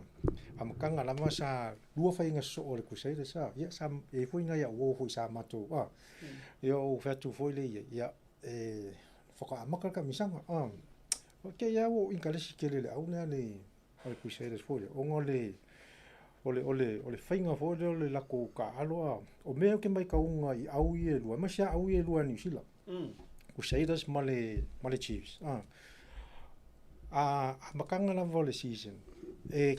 wailoa la vai coaches po le management le fa so ingo place fo au lo la ke me la ve e fiol ina kule au makua au la ka kule plus ku mau la vole au wale kasia se va nga wala veng si fa ko fiolina kula ele squad ko au I lua ko mai kau mai ye ka longa ku ye ko kongo fa ya onga ye ka mai fo o rola ke mi la ve fiolina kula ka sisila foi la ye ile ke lo plaxing la ve ale ku sei an ko fiolina le last minute ia la ko langa foi la awakula o la e ka alo la vai le sempre tele ma ko welo ka ko nga o combinations ma me umanga o le mena nga sili ke ngo fiele ia kai lo inge ke wa se sa kala ale le simi ko mai ko e mole sila fiefo ia e mo ia le coach ia kamale o McDonald's ka ko ia kamale ku se o ka ke ia la ko le ngoro se no nga mo e pe ka kingo ya e sa wa ia ko sila ye kai lo ke wa se alo wa ile fai ka wa nga ula ko ako sila ye ko ile lo le plus ko nga mingoi ko nga ka o le ke fa pe o le me pe o le van ko nge ki o ia fai a onga ye ko ia o le mako ke plan ako sila ye mo le sime Paul ka longa ke vai ko ya McDonald's ia nga fa pe a fo nga au si ka longa ke vai ku le ka nga le ia lo o ia la nga ki kilo yo fo me ia mo ia po fe ke ala lo fa la o Pera len ka mai Vui nei o lo tama avele la fa manga ku mai ku me e ka sanga o yo le Toleafoa la so fina ngalo ia mai Vui le Maota mo ia e ngo kulanga o au ngi ia sila fia fo yo ku se le sia wa masangi finals ele uma I competition there's no team if ape fakamala ai o ke kana ngo kulanga me e fo ila vale I coaching staff ia mal coach ai kongo le au isi la fo I makanga I fo I le kuseina sa taping I finals mo fia ni so la wa masangi la ko kusa ela ko lorka me kiki new play kongo e va venga Tasi kongo welcome me ele coaching staff management me va penga mo le ka me kiki o le spili fo la wa ke le e selga ko va ia ko Crusaders or Blues Chiefs but inside ko kongo me la ko kongo kalapu totally different vai volei au kilangi iska usanga ka fa pe ai on paper so le ele fa ia inga so le perform mai oi ka fefe ia ka ko mo kwa le ele interno e anga I me vo ko kongo me langa ka kele loi ai I semifinals ai e kulanga le sa le au mo e pe fo le kulanga o le loi ele Blues po ai pengo fa foi ele ia ke awia ele va pe ngo fa ke me le Blues ngamo e olo I semifinals ma finals va pengi ele se au e o fa pe o fa inga nga o la va nga but o ila kai pe lo voli e lo au lo longa ref o ilo la e testa lo la le il coaching ability al kanga kale coach malanga team ma ko le staff la ko le fa wa vai fa le ngi vai ka pi o la so e ngo fongo fa le coach me al kai minge o lo mo laptop me e ele coach assisting e finga le scalamu fez kalamu me fa penga line out set pieces for ye il coach backline o coach la le he le coach nga fa ya ko fa pengi saul me con ki li le message la lo kanga kala ver me con o swinga nga ngi vai ka ai pe la me e fa yes fa nga ka ole o kuseira sa o masangi la ko e o fu like kameki e po ia kameki fa la ko nga la ko meki ko kongole ko kongole system I kama ko la ye vavel molding ia e pela ole se senga nga matulanga me ele va pe ngo fa ke me le Blues kwa le anga ko ai ai Paula e vai o kalong o kemingi it's o e ke le yakle mentor e wai il ko nga me vole is ka ka ama ka longa already wo man ka alo you know e o po an ka alo you know already wo ko ya wa ko ma fo fa e o mana ke mi ki ka foi was mo ko trainer wo le se marosi ko nga me va penga ka o me vola le ka ka vo ye le wo nge ke miole psychologist o mo le tai e fa me va penga e kam fa ye ku fa le yo ma ki me ka longa ala wa ready to play malo fa tai la fionga Toleafoa me se foi o le wa join mai ia le pelesquinho le blues il tem nei fionga la pepe malo so se ia mai la kama la pepe lungo le tanto por calame Ryan can we have la pepe on malo lava fa o le mo ke kau mafai e kau fongo le mafuanga le na io e fa le ole asa io e la fionga fa talo fa tu lungo le tanto por calame Ola ni me wa kupu ila wa wori.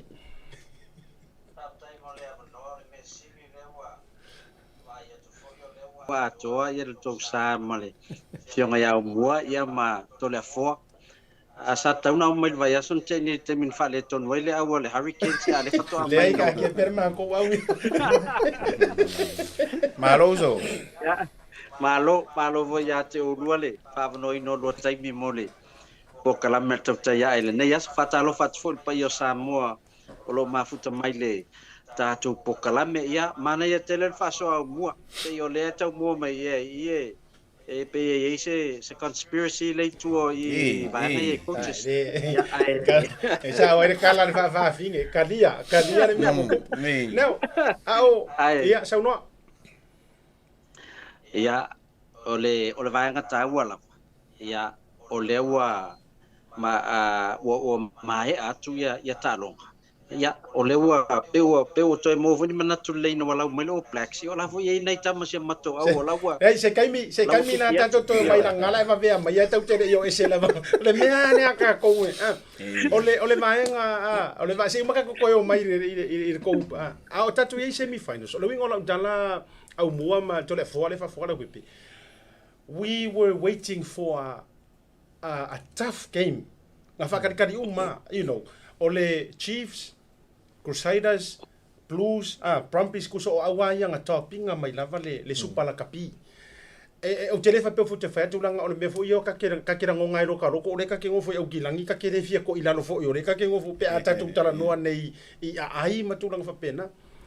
Ai pe wa se ala ka vai ku fo yo fo ile la to wa ole fisiri la le lo ma fo ka ko me mai lo le semi finals. Ua tu ko dale Crusaders I te talonga lea pe ngamaku a whakamala le puru. Ole se rua tawole le whafsili. Ole a fo le ole tūlanga lea sile ia I le quarter final ma semi finals. Ole quarter finals. Nga ese fo le sile vo nga ka aloi le Crusaders. Sang fo le ka alonga le mal Blues. Bo ese fo le siko I nga game plan nga mai mana ko e pe ole se senga nga o le kele au le ingi o le longa o ole a fia fo le au le o nga e sui ya la ko nga ka alo e o vola pe faia inga le au le e mo I vola ai o ke fa ro inga le saunga a Toleafoa ole si e se ka ole a fole ole culture kongo le au a ko si sila foi la ile faia on o faia on ne he knows how to work around for le younger players que vai ile ka alu fia le aule e que vai ko isi au mo e ko fane ale au se ka alunga e o I ke lo ai mo le faia on le mafkanga ma ka foi kam ka alu a ko si sila foi la ka ko o ki kilo le voi mo kalngoa mangisi foi o faku porque lo kamayenga aku komi pasifika ngo ko fiol India le kankala veve ale Crusaders ai umangi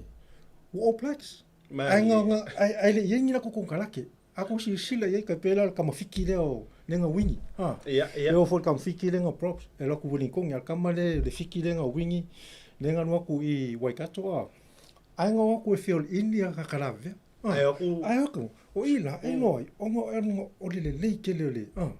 o le fainga le faia onga le mau ia vongo pe la o lo ngai se senga nga pe nga ka o le culture le o kokongu ia sisila ye ele ia ni se fa ya o ngai lo ngai kongi sila ele ye se fa ya o nga lava o ngo so ole o ngo so o champingi ngi sila o le fa ya o mo le o fa ya o mo le ele va pe o nga le va pe le se fa alo i si o pe ko an heni mai si o male le kamane le mo ko isawa ia a fa nge mo nge la sko fiku yo le la le mo la fiku o mo la laki ke le e mo ni ko i la pepe Toleafoa iso fina ngalo Vaega le pe la vasi ia le pe ang fe ko fam kalang mumu o i la vai ele ngakai kamaka alo ia o i fo i te se ka o i le ngakai i kamaka alo ia o i fo e ko fo lunga le afi i coaches a wa silkele ia ka ko o la o kilangi ngale mai coach a willing konge a mail coach i loi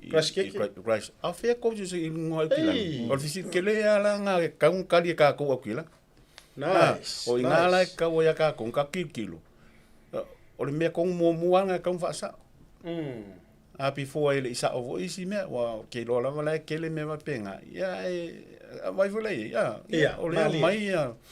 ya isi coach nge ya o kilang ya le ya skanga ka ale ango o le tani e lufunga le you know ke le comic sa mo volei lunga le level le premier mi mai sia ma o kanga ka le coach au ke le ka ke le lo pola me okup ya pena ku langa ngala wi fam talang e fo ia ilalo e fo ia lunga le il coaching ability on me mo yenge mal kulang me o ye advance ye technology me mo ye uma me o kalngo kula le coach ku seira sa ye la coaching e follow blacks e ke lo ka ke lo fa me ke pe me foi anga break dance mo me fa mai pie ka rugby is totally different now you have to work with your players your more relationship nga attach me players out not back in the days volele or coach our place. There's a gap in between. Vai kamale. Socialize overall came here for year ka longa makulangal me. He stands his position as a coach. A law for the players. All respect. Oka. Mana. Kan kong mai ongil came coach kamale lo bless. O bless will be on different level. Na uia nga mga ku ia e pesa fam kalanga ko fa popo ko sa malo fa ta ia de you ko lo pepe ka fa ro ko kele oi fa ro ko kele foi le la tato me semi final na te alo na lua e tato fa nga solo la ia la se vai nga ia sa mo foi fa se fina nga lo le fionga ia lo pe i le tomo fa nga le Chiefs some Brumbies with their defense matua i paso le au willing kong e sia ma ko au le quarterfinal e kau tunou le upua e tau tata e peso sofa ki fengi le au le. Finally, 77 minutes and 40 seconds. Fako ama fainga nga sofa e le Chiefs. What are your thoughts, Aumua? Ya, ole kasi le au kimsana la umel kasi ya le au skania la ule le Brumbies. Ole vole la ko swinga le fainga la ka pio ma te mingi o ku maua. Ole la ko vai inga malai. Ole me fai ai, ole me ole akupu ai. E o fola ole attack mal defense kusa e o fola. Ai au mai lona au lengi usi la fainka kelenga ele Brumbies onga peiana ole kusaida smale ia le vosa ka ku ai ku ia la skonga e ole nga lakia ia le Chiefs fo nga le ngole peian ka welo no so le kele le pui ole aule ia ai misi fo la ko vongo mai fo la ko vongo misi ai pa ngane ole olonga vai ngole aule le Brumbies la ko pe o la skala mu no pe ole o inga e kau li favor le singa fa le ko ale o pula ko ile channel play male na ko pui se le malo se la le Brumbies malo Toleafoa ia o le ka ki kilo mai ele kalo so ia mau ke pia la kalang tak mumu e o lo fanos e kusa o mai nga ngo se le level way kusa o ma au nga mele nga ngo ye awati is the only chance is either you make it or break it o moi you'll knock out ia o Brumbies foi ia kanga foi ia o la ia la ke ma E los ka mai o ka ngaka fo I ngau si la fia. Ia kulanga fo I long kula I mer ke min ka lo wala pisa. Pe ang o fa ya ko fo le wa uma me uma. E fo I el coach. He's the one e fa le last call on me. Ya mail input mai le male. But o ia nga lu fa ka simlang coach. O ia fo inga ke fa ya le tik mul. Ia lenga vai ia lenga mang ia vol kam fail prompis ele fa pela voler kulanga me ia e kilo conditions o kimu me va pe ia me factors fa penga ia factor kulanga e ui foi langa slow ma ko ile ma wol skole chiefs but o la foi ia la ko game plan la ko e fai poloko wal kim nge pe sa vai engol malai pe o la so ia ka ko ngolo ko tiangal paul me ku ma kulika ia ke mingi wai lo uma ia vai engol malai fu le ku e fu ala malo se lo forward defense attack o fe fa set piece I fa penga o me uma ko I walu ia ia paula vole ngamanga ia ngamo wale vango misi voia vango le prompis tulanga me uma malo fa tai lo pepe ia ke re lo penga ko ingalesi ko fia mata fa wa wina wa fa le tonu le pulu a le asa mai tau le talonga le na te nei le semi final rona lua e sa le ya lo fam talanga ele to e mata la se sta lo talonga ki ga kere ai sa mo la no mata replay ai o la uta mata wa tu pe a forta longa Wellington ne male Prampis ile si vai aso o pe o tau suite isi ta alo le Chiefs foi le ona o tau fuanga ile game plan ale Prampis ile amtanga le na le na pe tau fa feu le ai ina wa mata lon to fo ila tau ile la tau open ia mal faunga le lato ia lato tamai tele na e wide up le polo ia la o join ifo to le leo le backs le Chiefs e masalo e more innovative atu fo ia ta alo le backs le Chiefs nai lo sia mato au ia ai o le matua ma na ia la tu langa le la ia le ta longa la sto nai nei awa le la o mai la le au o matua level na masani finals ia a le la felo ai male au o le foi na pera atu ia o le Chiefs no na fight no le tausanga I tu atu o le o matua machu ala le squad le Chiefs na itamiti fo ia atu foi le Crusaders e fio lo foi na itamiti fo la wa pe an tau no Aumua po ia itamiti le ngata ia al watu tono system Crusader ia o lifi ma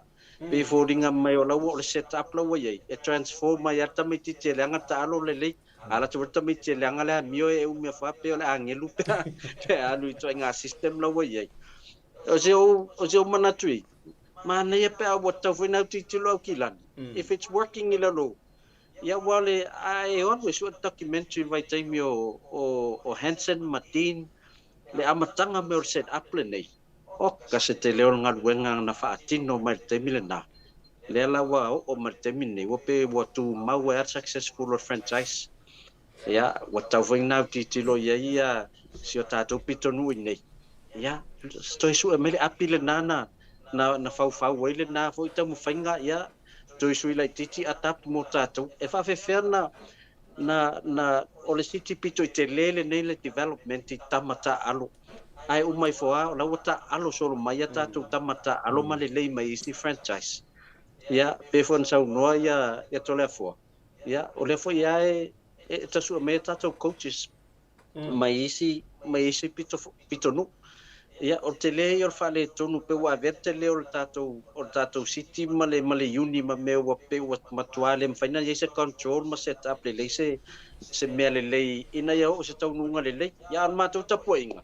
ya masalo to ole o fulan moana masalo wa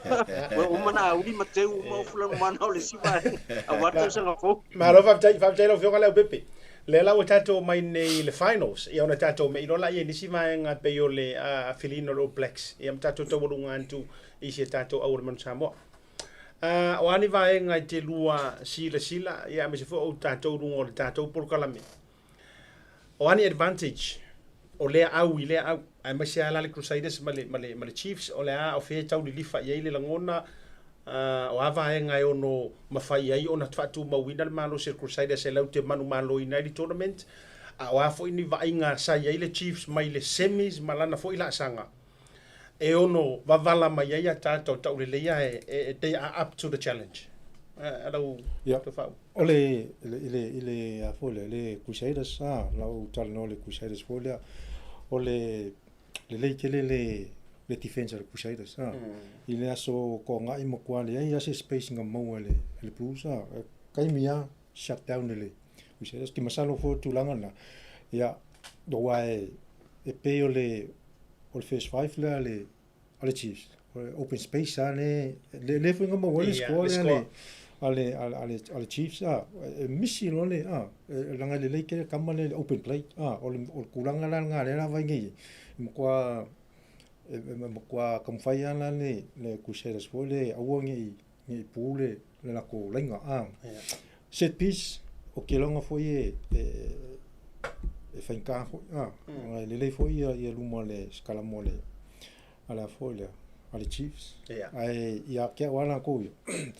e se fo la le si ka alo le la ka penga mai le Crusaders ole pe o ingala mo le si ole speed le fa ngai le Crusaders e ko kusale le la ko le attack ma le la ko defense ole si kulanga ole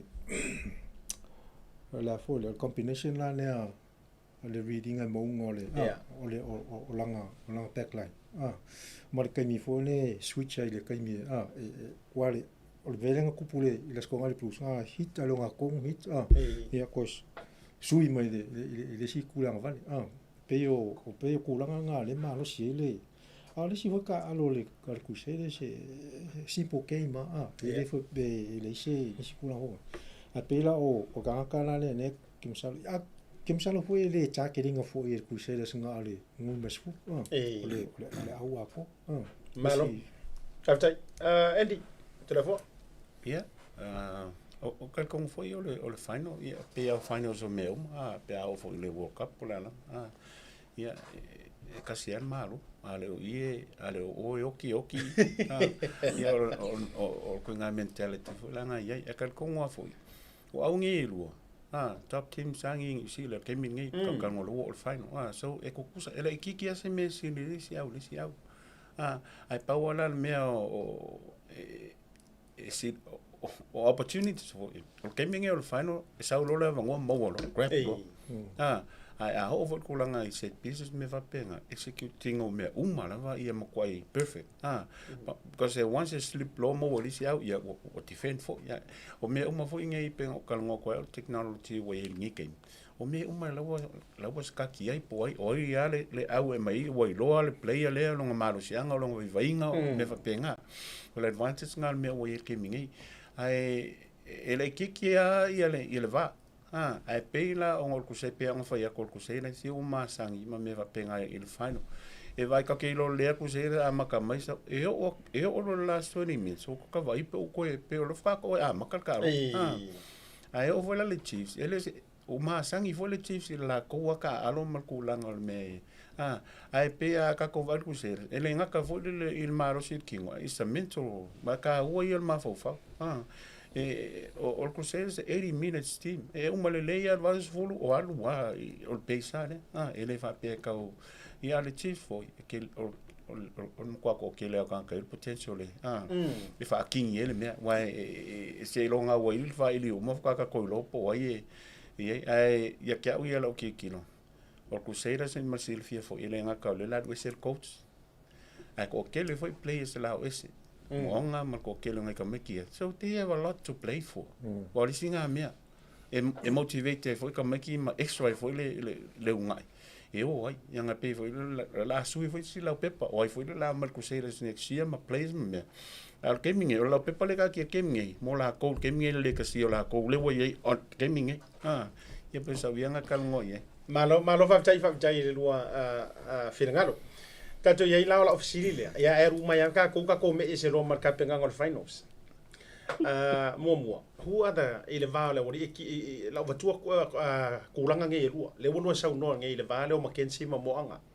Wai tasile mena va yele semia a Crusaders for Blues. Matuale awalar kamane operate il tulanga ile lafsanga inga mo anga sayai. Le la ba va ia tu le wari ia e ko kusar ka fiki. E pe to inga tanga fu le steps now. Le fit in le sau to ton le fu peki wa pe le ke le fa inga tamara mo anga lang kamo wi children. To mai fo ile Chiefs. Ele ke le supporter kamale lewa. I'm so happy for him. Sean Stevenson. Yeah. O le ase rua mai tau i combinations nei me se foi la key players nei pe rua ana tato fai lo ka ko peki po ai le la io le fai no la so i le woli io mo anga ma Mackenzie ya moni le ale lo finalo a siata o le fai ngofi ale ko Mackenzie a foi o le o se ka foi fi ke le open space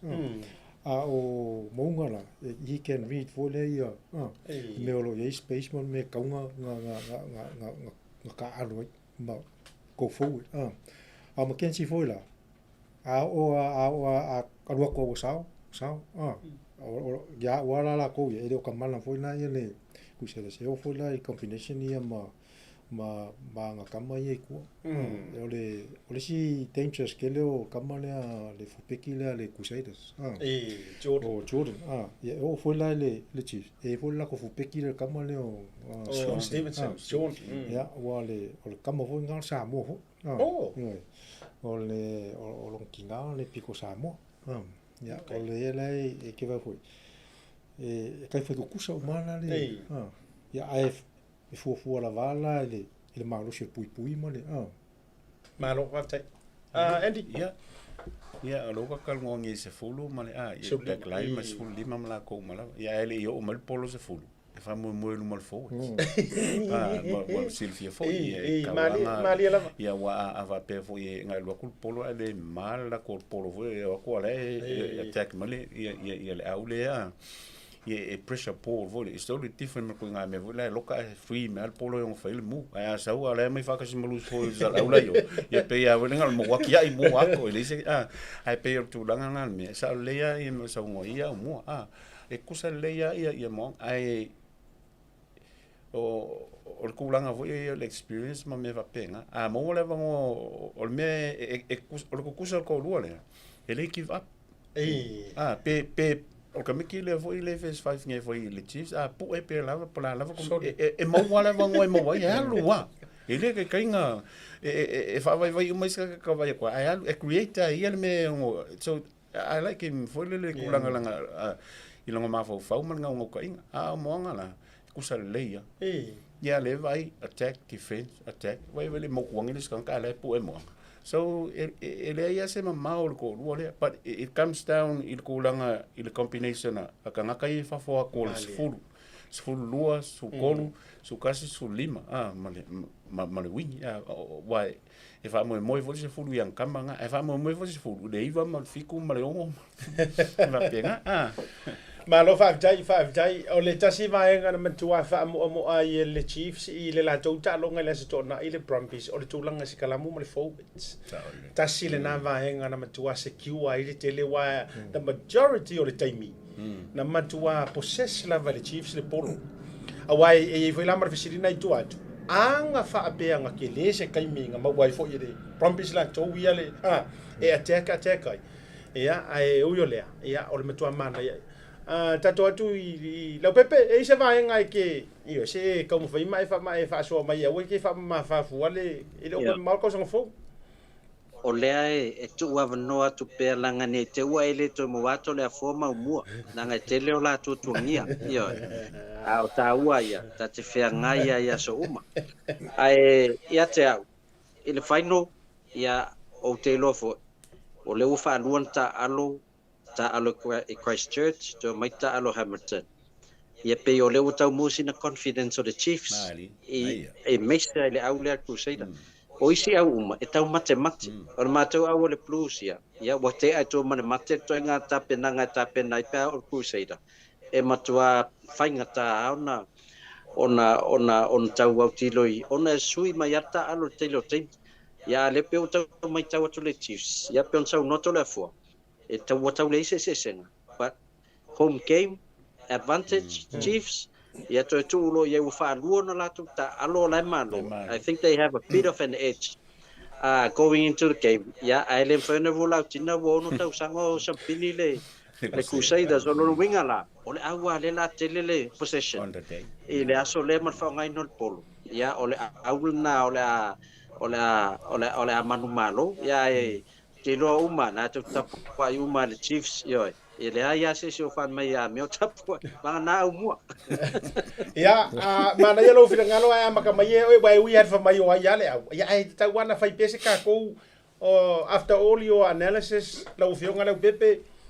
o ai nai te tiro ai come up on top. Ia, o te loa pe ana tau atu home advantage ma wa whaadua man ma lo le Chiefs o lau te pikia le Chiefs man ma lo le final. Alo fa tai ia fa solo mai I kam makuang ka ko me lo le si u yo tatou ba por kala me fifiring o au te tele lo pelekia me so si tatou manu Samoa Aumua. Ya, o le Crusaders. Ia. Crusaders. Pi holding me foi le isi si la fa con o mai o Crusaders ele ai. E ro kinga le ainga. Ia pe nga va ko ele mau ia pe onga kaluai onga e li fala o ai Crusaders. Ia. Onga ko langa voi ke le ame ka ke la uia nga ai ko ka se. Mano, long Crusaders au mo Crusaders e Toleafoa. Wa ole aulea. E pe paule le awangi usila pe away pe ho e ko kiki ha maka kekele mai le victory lunga le aule ai so se mea ta aloi ia pe ona sau noa ia I lua fa to fala inga la avela la ula paroka ka ko vai paroka o te mana o e malo le Chiefs da urongo inga le ia fa lua le la su e po e fa ka wale lancha de siru io ona o le matai Samoa e ka kau langa fa longo fa ngau makai o lua makai ka fa longo a wari yor pulu io e tasi ale au e se mai ai langa o le lau mua le me o le au we lin kongi walanga la fo ia longa tai ro kama makua o lau mua au isi uma au ka fa longo matai ia le lau o fia foi le aule na siat le ele o le foi ka ko karkaro tau sa fo ole awale tato manu Samoa la tato amata mai ai au tato fa so le la tu for Ryan le listo le tato manu Samoa I luma awa fo le toe sila mai la malu tiro le jiru o le wa ai ngai tama fa na fo I au mua fa pe fo I Toleafoa le sa international yang usila ma le wall of peace le ala wata vai tuai ia le like so Charlie fo muina le wata vai tuai Christian le lifano ia ai me se fo ila o so vai ko I lo tu mai luma se ku fo luma ia mas kama fo ilo Jordan Taufuua you know ai mai si awali ia le wa ai first of all ole ase rua finangalo ile feeling on tanto manu Samoa le wil te minni Toleafoa ia e pawal me fa kai congratulations for I alum fa now wa fili ele ka ko manu Samoa ia me se foi me sunga le fai aonga ia va vasa va pe foi ia langa la soa I alum fa now ia e kusa uma ko lo black so wala pi me e foi lan ka ko manu ka ki fa maulunga foi ka ko I alum fa now lo na o ka wa ve ia le fu asa mo ile World Cup ia la ia vai lisi le o ia e ka ke o ka o io ke au mai el meu fili a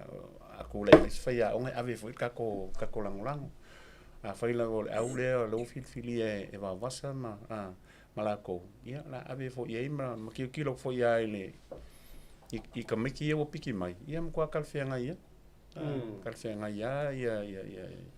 onga pe e ko fo ia ko langa me fai ka ko Pacific ka ko ngam fiki onga ko langa me e fo ia me o kupe ia ma ko langa me fo ia ile ka langa ko mai ki mai kon kala o ke le nga ngosa ia fa kai o lo ma fai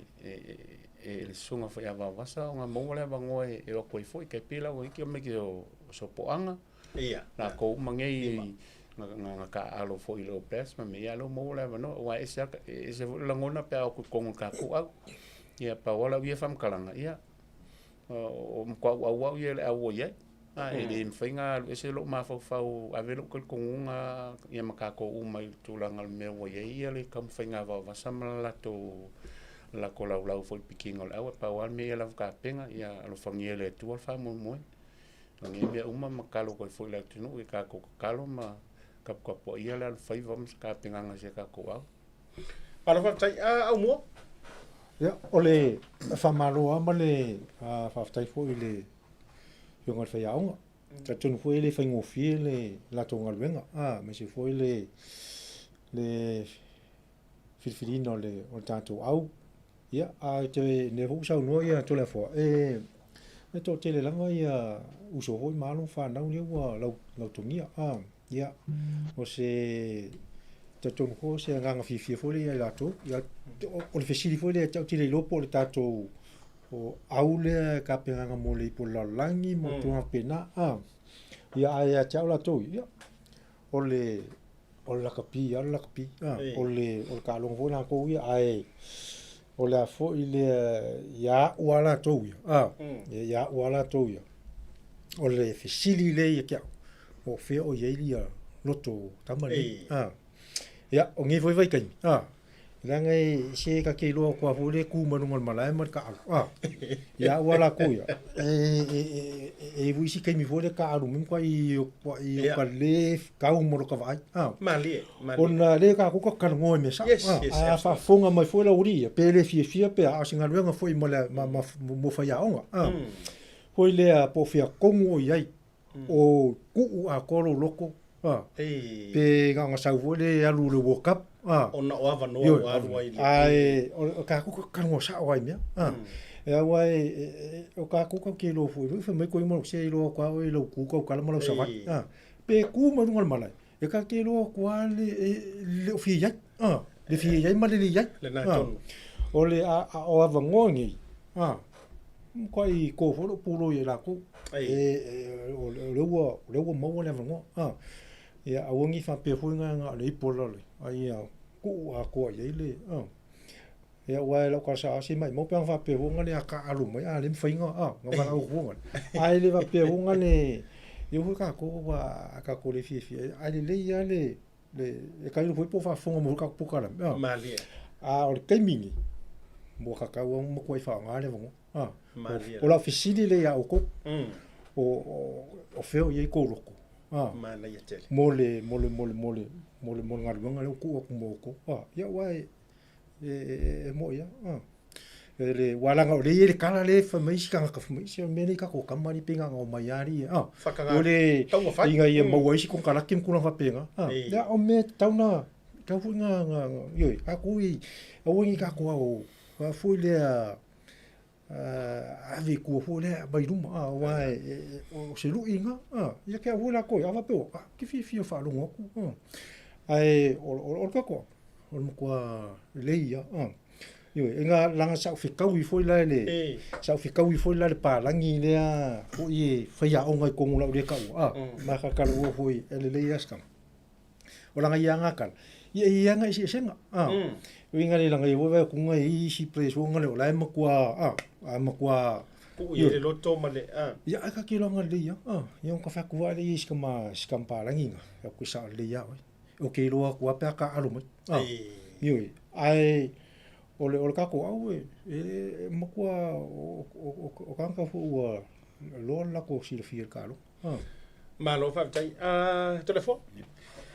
ia ka kongo ia pe ala ka lan fa ya ko lo plex o wala pi me o mang sa mo so ele ku ma mai ngai lo ya we ku sa uma au la langi ai ese ka ko au pe fe ke mi ma ka alo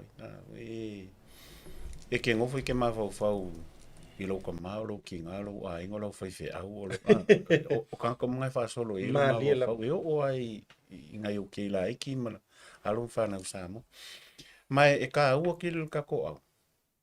e ka ua ole au samo e vingi ka making fanga u fa me fa penga e ka ua ke le ai us kanga e ka mo fai ia nguki mai le loko ka miki le mele ia o le ala ku langa le mea ka fai ia i fa mama fai ala ko le ka o le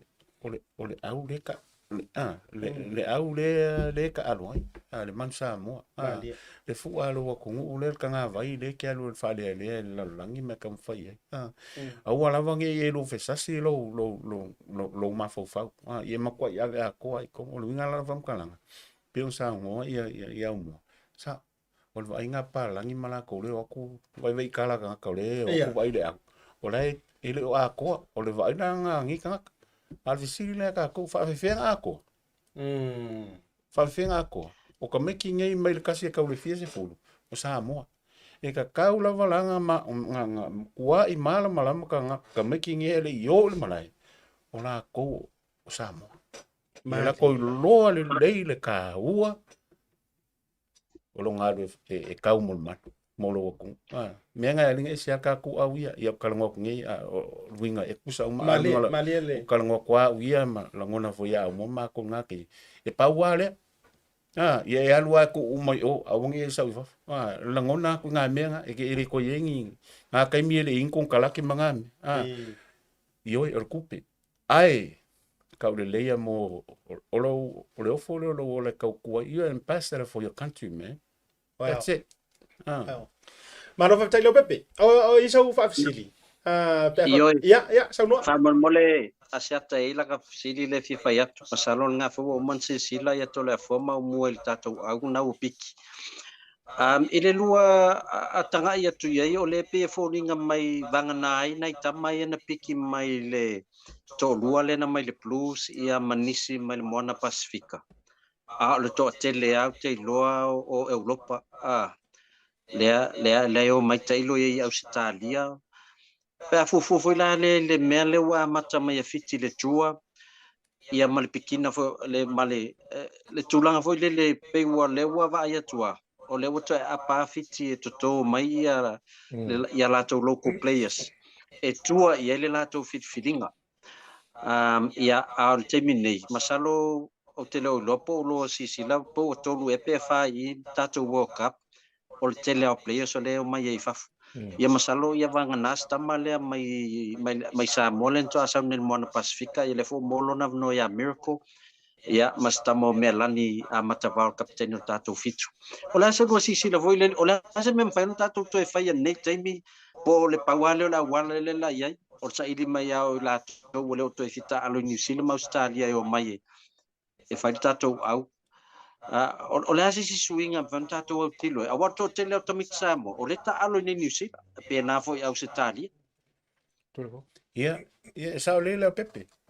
awa fe kola a pikili si manu i kongo New Zealand ka meki kongo New Zealand mo kwai mo a koa mai la lo South Island ka lunga le nofa o le mo kwa le o ka meki o winga la me pe fa e ka fa popo ko ile melo sa no mela pepe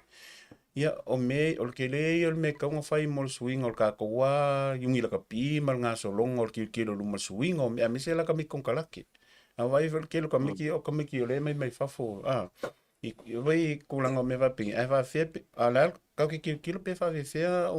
nga a me se ngi le la kalaka o ngi si lo la ka ke ngi i Australia le mau o me voi e ma fai pe me le kal ngo mai e ma sa no mai vo so ya la pepe o le ali si ko inga me ka ko fai se swing e ko fai o le la ka ria ku ka va ko so ma ho fa me le la pepe ko foi la ka la ku so la ke minga o fa ko le triangular tournament foi le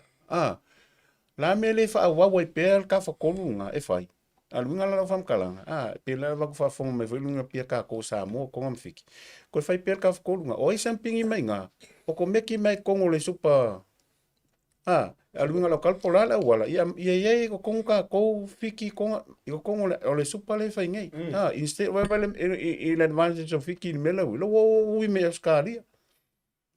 ia lo mo le tuole o le majority o alunga leivas full pasenge o alunga i ko kongo umala o fiki wa vale manga ia Ale ala vai. Kal kong mal ile awu fiki World Cup le on kwa kele la ko kulanga yo ya. Ya pe la wianga kan ngok me la sa no mai la sa le ya. O la se me ka ngo fai. O me nga ka ki kilo ye po wa pe nga la kan ko fa ya ko kele ko me kele ngi si ko me Samoa. E ko mo wa le si mang Samoa am kwam ko kia. Ya le o pe fa fe nga fai me va penga. Aumua. Tau tele le tulanga le usau no I no fionga le pepe. Mua tatu fesili o mai le development Samoa. Ono le mai tau atu o nau no ta inga tatou I tatou local players. Ka ko kamiti mai o. Isi sila foi la. Ana le mo mai le vano stama le o failangi le sa. Mai nei yoi. A mai nei mo le vano ta alo le Moana Pacific. Ele o la mon Samoa. Ole o nau ta inga tatou al fesili. O nga ele o le lei kamisanga ka ko Samoa I lunga le level lea o premiers. Ya no mato atu nei le voice fia le vape foi le fatawanga vale pe. Ya ko o mako kunga I finals o kalapui o al premiers. Au tele ya NPC. Oi le final NPC. E makua vana lava. Ya vai kingo kusa mai ane kingo la popo o ruma makua. E kau kua. Ele vape la ka kingo fo ngani ku dalo kan. Aka kan ngone mesa. Pesili. O a mai le whainga le developing o le o laka pisa mo. E le pe o aso la ua maka soli. E vai I koe e sa king o backline, e sa king o forward. Ia mele ye ngi ye ka komeki. NPC a club level I aso la. O le makua Southwest 15. O I la ne koe fesili ai. O a mai le developing o laka pisa mo. O ye se ka ko academy fo le o le leinga fai. O le fesili nga le ngi. Ia ula. Awo kikiro kunga. Ua ngale kai ko fiku le manosi. Ua kai ko fiku le manosi. Se upu foi la ka vai I kingo ka maikia mo sfuru lima. Ya wala ko kwa le nga fakia. Le nga fakia. O nga ile o le lei ia le kamisanga malfainga le development. Ya me se fosi academy fo nga le e kikio peong sa ngoya ko le fo ko kele ko ka maikia le ngi. Ele fa pera fa kusi si fo le. Ya o le silonga lua kane le sila o la ka ko me fai o le fai o le awa ka ko mo le super rugby mali ai la usama ya hola ko o ke le ka rianga le Moana Pacific le ya wa ya a ko ngole fi ngisi wa fai ya au Samoa mole super rugby yoi paunga le au le mafai ai o nga ko kam fai ka ko au mai ko mo li fi lunga la pi Samoa o kam fai na ka ko pai se au lava Samoa mo le super rugby. O le paunga le awale mwhai on ka ko ofi le peila o le kulanga le eifiki. Ia, o le paunga kulanga awar kai ko fiku. Ia, lai le o ngā lau manosi. Manosi le kelo ka misanga kai ko fiku. Se upula le sfuru lima. Ele o ua whainga le kelo o le laka pi Samoa fiki makonga. Ia ka kia la fiki. A konga la. Konga le o sui o le professor le ua iai. Ia, koe whapopo koe la. Ia male le o ngā whaonga le ia kako resources ia mai le World Rugby. O le kalasa awan mea ngā. O le pe foila le mene kupunge ia fiki. Ua koe sui a kola ko yungi mkulanga penga. O ngā kulanga kauseling. Mela le tupunge kako Pasifika. O ngai le o le lei o kako kilo kulanga. Ai e ka ngo kele faku mo kele le mga o mai e le pepe a ka ko kilo e fai ngo fie ia o nga manager ka ko le puro player se ka ke ile me fai faku skusa I au kele wa kele ia a ka ko ale le langa nga manager fa le le ma develop ia ka ko me ma kwa le le ia ka ko yo o sia nga malo papopo malo fa le pepe e si vai ga chefia. Ia, lea I o le mea siri o lewa mau atu foi fina ngalo o tamali ia mai la tau foi sa ave fu al tatou man Samoa. Ma nei whatupu manatu o lewa ilo nei. O le matua tele al tamai ti Samoa. O lea la kapito no New Zealand. Ia atonu se mea foi watau na titilo I wa o le mea sawa ia. Na oso fiti au se talia se ta apai la tau au e no nofu. E au mai umai fiti tamiti. A mai no nofu malaka pi au se talia mo lua tau sanga. Fato a oa ilo faile tua ai fit ia rono winga ala work for na moro ia mo fit la me tato tele tilo foi pe wole mfa no fai tato academy nei ile me lo tele ia tamiti la kapisa mo ia awal me sa waia ole wa tilo tamiti lo no lumana e ma fai na super rugby se awa Samoa le se me la tau fatali foi anu in au super rugby a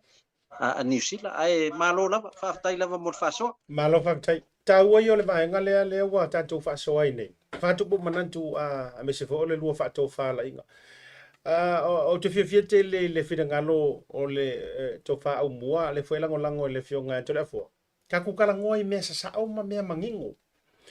o le tele o nisi fo yo nai tama tuai o le upumongi la vai me o fa so fa penge e kau ku au la fo kau ka fiofi e musu i manu a mai ni finga ngalo ngisi ma le au faitio a visit a fa fiala nga fa aru i masia ka ku wa mio wa au te mori ma wantu wa uia personally nga wa ko ki ka rusi le interesi o mele ya ile maka marka o le loto ya loto no ma loto atu no ai pe foi le nga ka ko sau mai dunga pe ka ke aru nga ilan lo tu langa ve vela le peleki every year e aru ai dunga ele e ya matu no uma e vela da e mo ka ke le fatustus but o le nga i tu antu o nei me o ya e sa o le ya ka mo e me foi ka ko au matu langa I think o lisi vaenga e te tau fo ona ave fa malosia de tonu o le culture lea le disciplining o ka maiki matulanga fa pena fa ko sa o le ya le I can feel le mele le e fita le o mo ma sa no fo le fionga Toleafoa le ve fita e sa no le pipi e peke vai ko kai me ku me ko ngo ya me fo le it's just to do it ese mai le ngau fo le pe maka ai fo le ku lango ka do ia o ka ko ngala wa lunga i teko ngala wa lunga i mero le pu e apu al mele wi wa ko ru ia kama sa mo ka pe pa ko pa langi ko kasi fa tu le o ia va vai le kingo tu lo wa le au mo fa le tele fa tu sai le ska ka kingo kele ia ai ma tu fa tu le loto na fa ye tu langa fa pena how can we bring that back e fa o tino voi tasi vaenga te tau no fa nga fo yo to ia io this is just my view vai vai ka ko lo peleki ona to te tala le tato vaenga le o fa se ko ala ko au mai ya players kama kuai kama foi le ko utilize le la ko me pire ko son te ko le le o ngo ka ko ma te le final le ngo ta u e la pepe o la fonga acerta o le whangainga lea, peiwi Samoa, o lo kele ngai uso la ua retire mai le, ia o ngai whainka, o hoi asiaka e kaukala lo mea sa, o e lim whainku o se evo ya. E kei whapua man mawhala, a o tūlanga ia. Le pai e tele o union lalangi, o le whangainga ia o kamangi o ia si sila mai la. Inga ua umalanga le sa ye fo Toleafoa le I lato ia le sa faia le tūlanga fo le developing on la kapia onga Toleafoa lilo mayanga tau fusi ia o waia apel le sa o comments ngei la vale vai aso lenki aku ngei a waia ko mai waia e coach wala ka sa anga fa okay o ki whanganga kamangi e mai e o lai le poko lai ke le poko e foko inga o ila o le lai e ka kaunga whaonga a le mea nei iei ua avangi ka ngaka e le I lu ia o ifo whainga renga ma developo laka pi ia le lai ke le whare kongua o wai leise si mea kau ke le kurikuri ane le samuanga ai fo le ale pepe le mea ne ua kele kako kama piki mai wafu e leise si mea kau ke maua maingi players ngā wafu o ngā esel ko fiku, esel fulima mo le whaafonga kako aua ngei peo I, paule o le option le unka ko mauai, o ka maiki ngei whafu. E le whapevole o le fo e kau ke ngau, I ngai ka maiki nei Samoa. Ia wa asi sila ku yaso la kai mino mako, mako umawa me Samoa. Mali. Ai ngā maua vango mau ke mai ngei. Mamako ka aloi, au ngei I nyusi. O le se fo la ele le level mako ye pe na tūlanga lana o ke wha roing fo tūlanga le sa unoa ia le o pepe po e se ame ua fo le I kako local players fo ngai paule le option le ua I kako o ngai kama ia alo ia o ka alo I fafu ma lo va tai a Toleafoa ia ka kongo so se a kongo ulanga le is development Ia ele mawhainga. There's no way mawhainga kala ngoa lunga le au I lunga. Pea whapele whai mele te van me lalo grassroots me whapenga. Kal kongo ke mingi Samoa le se me koe whai. O kala ngoa kua uia ma kongi ma waia penga. Ia malilo le mai au pai ma kongi ma whai development mo ke usu kai au primary school o mai le au uli I secondary school first 15 o I kalapu le fiafi. Ka amiru Samoa ako. Le ngā ruenga ngā whai. Lenga mo wai ka mo wa umaya ka meki ngai alisanga ala 40 David Lemmy na ko umangi ka meki umangi o le 715 na aluinga la fam kala wa fengo fi ale ese te van ai ka fa mo fafo ke mingi o professional la ka pi e ka ko mal malama sa mo e fainga ka foinga I ka meki ngai o lo wa ila ko kala ke black and white o saingi a mangi e fainga kai a wangi fa pea o mai fa afa pea o ngol kulanga lava ia o le lakapi wa ia mal professionalism mo le mea e mamla mai fo if you get injury o out on mal konkalaki mali le release mai o ke ka alo mo Samoa but e ia fo ila consequences o le mea o mea la nga la e molsila fia Samoa ke mingi a release me ka ka mekiki pole alo fo Samoa sa ka alo manu ke o kupu se mela vea wa uma inga I el kupe maua le ka mekiki malonga a inga mal kupe wa ku Samoa ma me uma that's it ai ele ma foi la fo ia ke au o ke fa kwa wi o ele ma foi ngova pe ko fa afa ka meki mele ai but that's the reality on meno ia ngi le ko fo ia la kala fai o me ngau le mo me la pepe le au fiki mai umai fiki ave ya skali ngo foi ka alo umalo ko ko vai kilo ka ko ska ko moro fai ai foi ia lokala fai mo Samoa fai mo Samoa pau mo aso la ma ka alo ma mo Samoa ma ko malo pepe ma ya e paua ka ka e va ko ngira nga tide 5 bo ngai ala taxa ko malus fo ma o mai Samoa Ole toi mo nga me ole ko mo ke mingi al menga ye esel mai competition for nga ye yaso la I lunga I senior I Samoa all le ke mingi o ya wo e fo I ala development ele va pela fo ngai kulang o ka maki pele ai vai ka nga ye fa ye me o busa sa o ale fa ye ele se me ma ngai ke le o ko ma ko ngai makanga kanga o ko vai la ka pi yoki a fai ke la ka pi mai le ngonga ki nga le me malo vai ya alwese ke lo kale ke alwese kuangil kanga ka ela ngonga mo ki nga le me ma ko ngai fai me fai ele e se vola la ko kanga ka wa fai ngofianga a fai kala ka vai la ka pi fam se la ko I so ai ke le iso I me la va pe fai kala kanga ka ngalu va penga ela ngonga ki nga me la nga fo ia koela fam kalanga fa mol e ka ko malam lama swinga o ye ngei la ka pi fo yalum fanga o Samoa ka ki kilo vola menga il professional lo ye I kon kala ke ma me ai ya e se me ka ke ko ye what is development e inka me ki o fela ko ye fiska ma va sa mana ko pi ki ko ifa e la winga ngal fam kalanga vola le ka ke ka ko fa kilo I ko ki kilo I ya kulangan pawal me ya wisdom all the best mai mangwihal la ko kamu fai malo fa tai la pepe o se va nga te fia sau no ai mute mai lau unmute mai lau ya la ave foi ma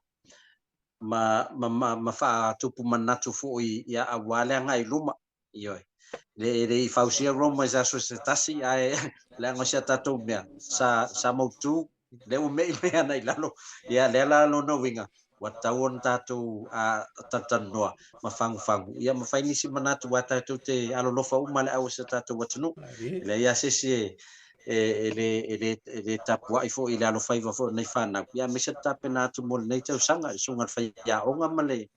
ai vaftaia siata mole fasol ne fia fitatung ya ola to mo nisi manatu fo tatu pokalame ya pe uma yele ta longa fai ungole on neva yaso ya me se foi la ta longa le Australia la solulu nei wa tau te uni ma ai fai lo state of origin pe ya la ta alo to masanga ma ana awa sa ola inga ke ola mai Lang pungula nga. Ke vai aku ai le ku le le ka ko karonga karonga le pia pia. Ai fa tai lo vinga lo a manino. Fa tai foi le tofa ta tala a fionga nei po la wi ole taro to tele la to le kusi mai lunga. To tele ila to lo mata mai mo mai lunga ole ta to wa silia ile afe. Tu fa ta sile Facebook ma le YouTube. Ila to le mai mo mai le temile nei. Le foi la tusi mai mari manga ia la to fina ngalo. O ta ita tele nga vale peno ta payat. E ka ke lo foi ni si o lo ile yungi Samoa. Ai e ma o te mana tua ile la unga se ma to fai fe awe fai so o mua mo kora po. Ku urka nga kai langa lein nga kamo e ai. Ngai lo le fai lo ko finga malonga vala ulia. Ele ma fai nga sau le soka sau fua run le la kapi. Ta ku pu fa fai ngopi. Ele ma fai nga sau fua le la kapi alu run mai le au bowling ma ku langa fa penga. Ai ia te au la mai mau ia to mai o so fua nga fo le alu ruma. E sau ka usanga e ma kukua. E yo e o po mas no falo ngoi ina mana fu no o ngi ngoko fa ma leuta o ka ni u ka ye ngofo mangi ka mali ye mai na to mai moni la va ya ai bota tauna ta tala i tono lo tatu tu ya ai vai ngala la fai ue te bolu ngal ka ku ka lo ngal tatu man Samoa ave man tatu fa manu ya le foi la ku langa se lengi ngai ka mai mau ma fa o nga le tu pe o lo mau an tu tono lo tatu yungi la kapi kasi le vai ngau te lo ai vai ke ro ka ke karango development a foi o lai ngau ka nga ri samar se lau ka lai e ko kongi ile kama lai ka develop i o foi la ni si o ana na we o ia ile i tu la ngo vai nga fa pe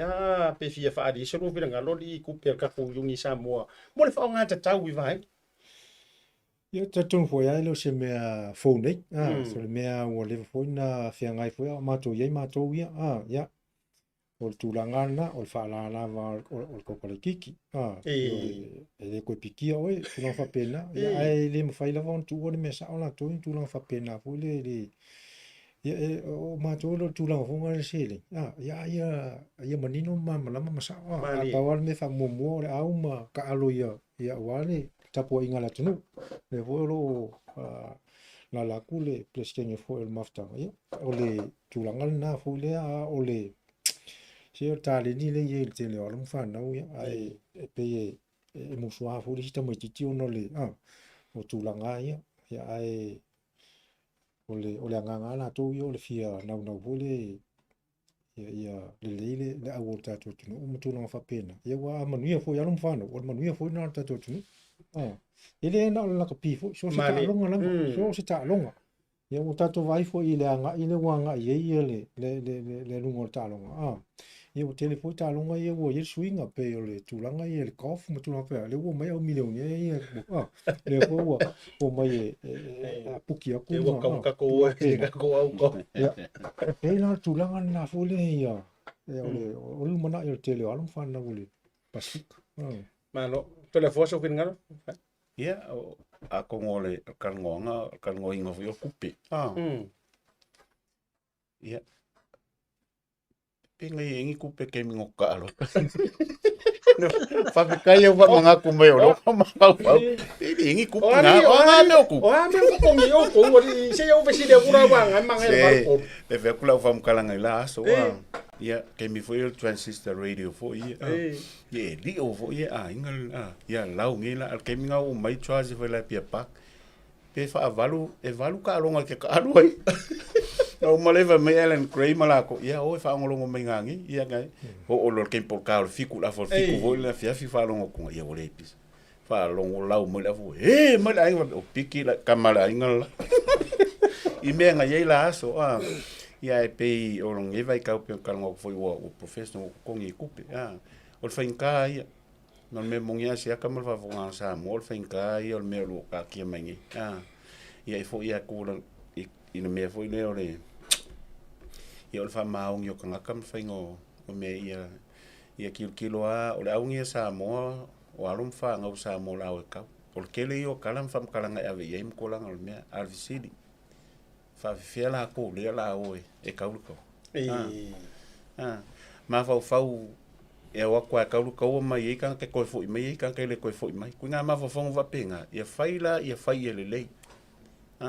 ia mo lu pala i balance get the balance right e mo yo lu professional la ka pia ki kilo fo i along fa na o Samoa me langa i kulanga fo e ser fa in ka ko e menga ko fe ko e ka u la vale mal lama lama i along fa na o nge le mo ko kala ki fa mo kulanga me i le uki se lengi Samoa me va penga ia ka mo fa ia koso mai le nganga ka me ki a ko le ile fa ngofie but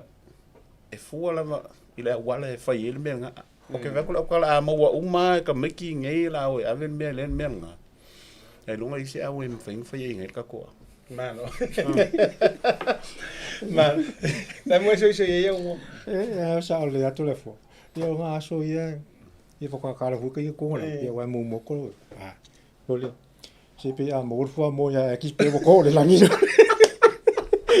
ia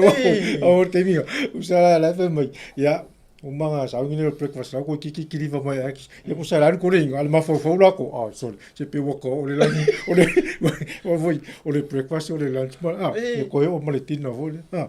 so le le mo ko le se fe ia ko la le asia ka mal va sa o la el ka usanga ke wo mai lo Ellen Grave mai ia o la fe le mo ke camp le bi pa mo ke o fiki mai ia o le wa mas ka paki ala le lopo lan mele paki mo la mai ia o le wo fai le nga fongo ale yungi o la mo si ko ala ia si mai se lau kala se lau kala i le vaiaso ale la o fiki i liu se lau kala nga ku pe fiki pengal fast food kala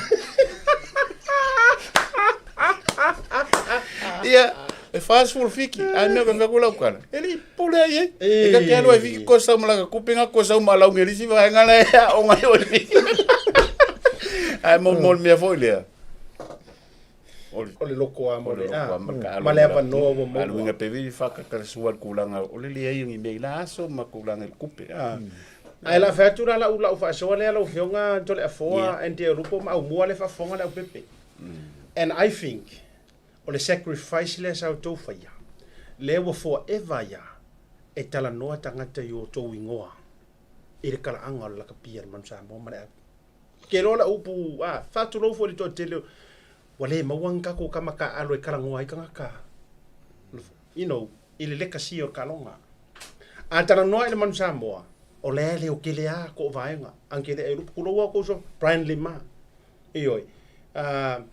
ka ko pe o le fai o vai suai kai ko fi you know lai pe o le kala fai o penga o pidi e kau ai fa ngota what about now to tell you the truth o ke kau le ro ke le kam ka alo mo sa mo le wa you know so let's straight from you know wa le aingi ka ko key players ka vo ile nga coffee al manual fidia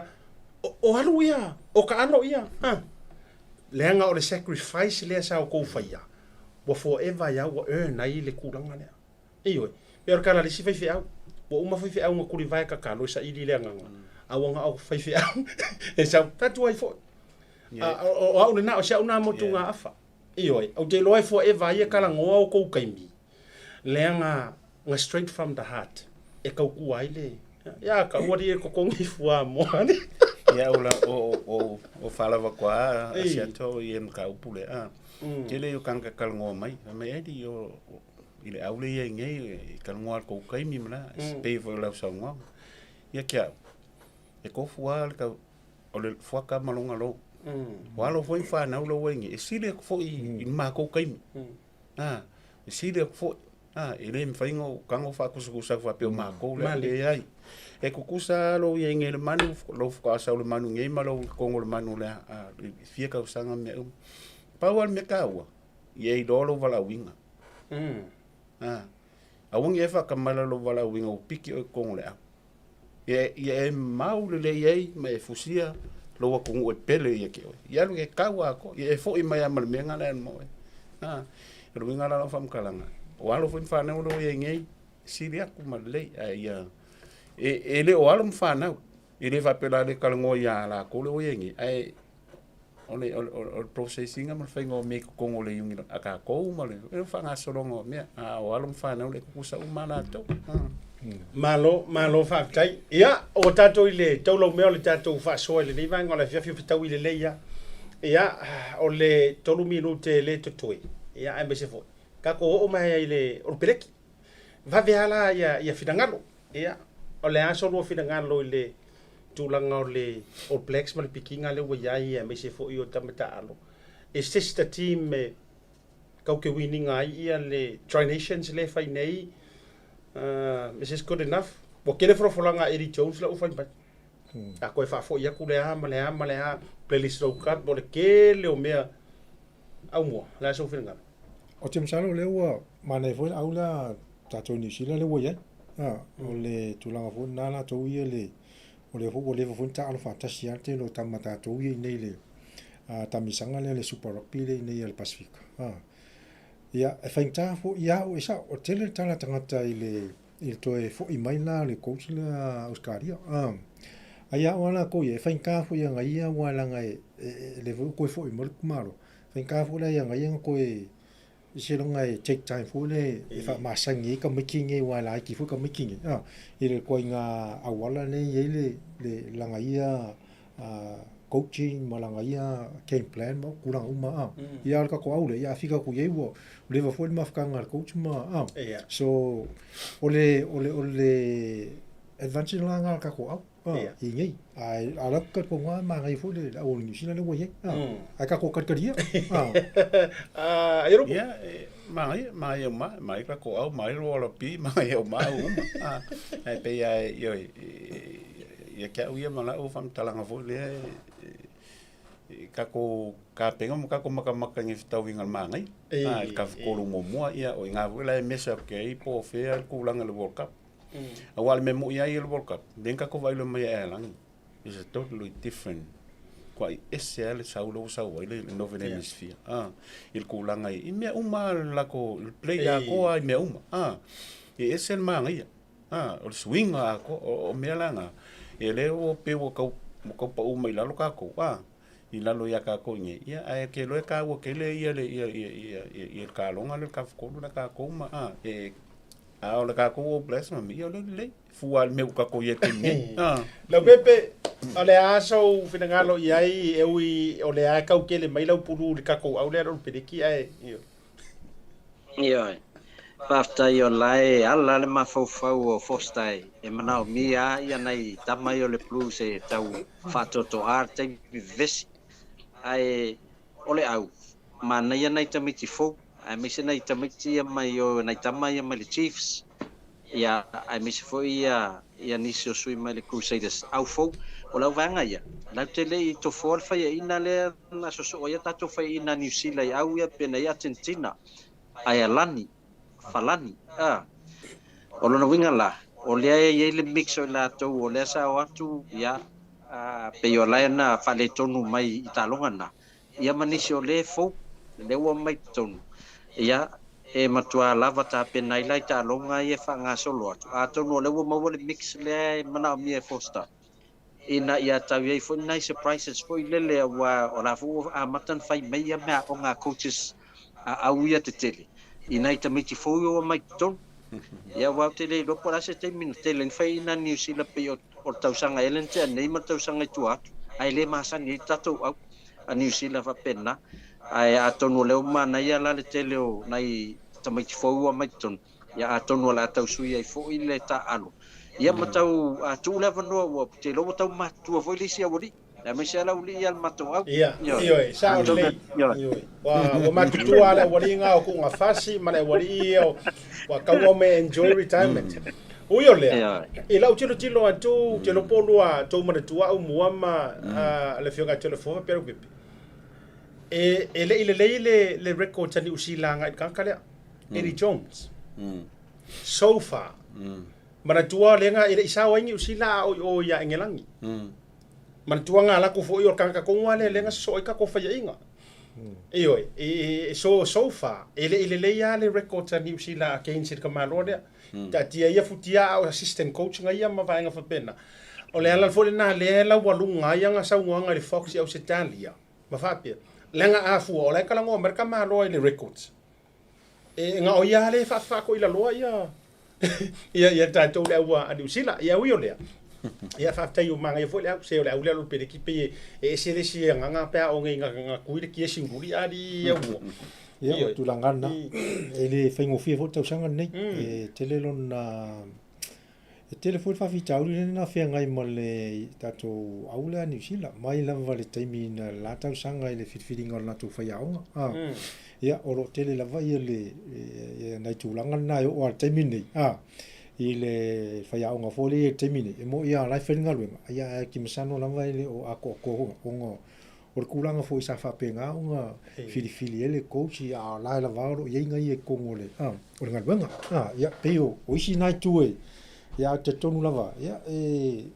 le ave fo me ola fai ma lape o le tapenanga la o New Zealand Maro fa tai tatou o mari tau lunga le tatou fa soa ia por kala me o ta longa le vanga la fiafi fai u le tatou state of origin ia nga fa ver ka kopeki wale o ka fa kunga ia au muama ia ma le o pepe ia la puru le puru nga sa o mo puru nga yo ole plu fo ia ma sanyo na malo ele se plu fo plu sa la maka mai a Toleafoa o ile au o state of origin ave ilo le o kausanga kalwai ka fa fin ka o fingol me la ma ko via la Avian maroon fa po fa le yan fa o malon me ia la sunu ngei pa malolo ma yo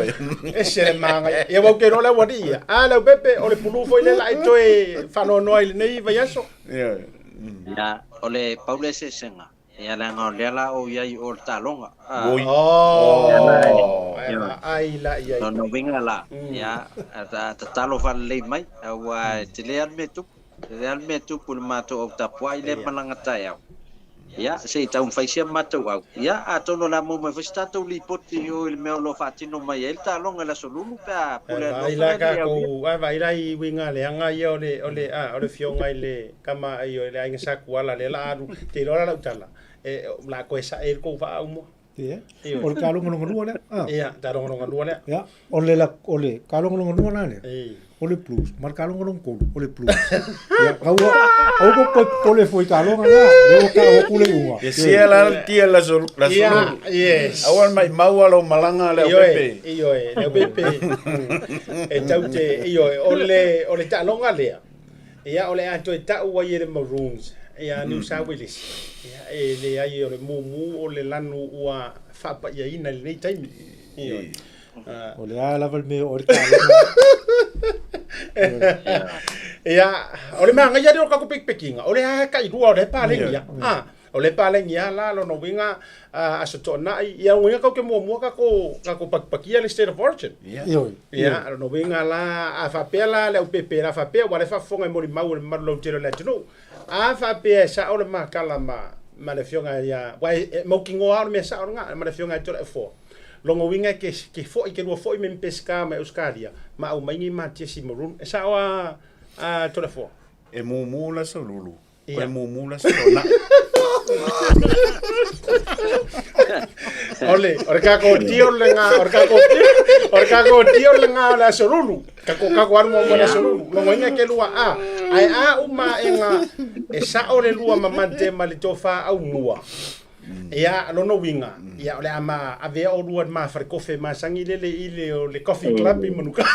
ia manga ia ngati ia ka ko tio no la solulu on mesili le o ma watu lo finangalo ia ma ve a mata lua tapenanga e suenia ma o New South Wales se fatau ia wa o New Zealand falongo pe a fetala ele o fotas ia le na Australia na se la tala i Australia ia ma ria lo tapoinga e si mo vola no ia tapoinga io la sunu o e kai rongo fia o fio ko e kavili o lua ma au mua ka ko ele vai so foi lá e vai ko me fa uma ka ko menga ko kana ngor vai so fo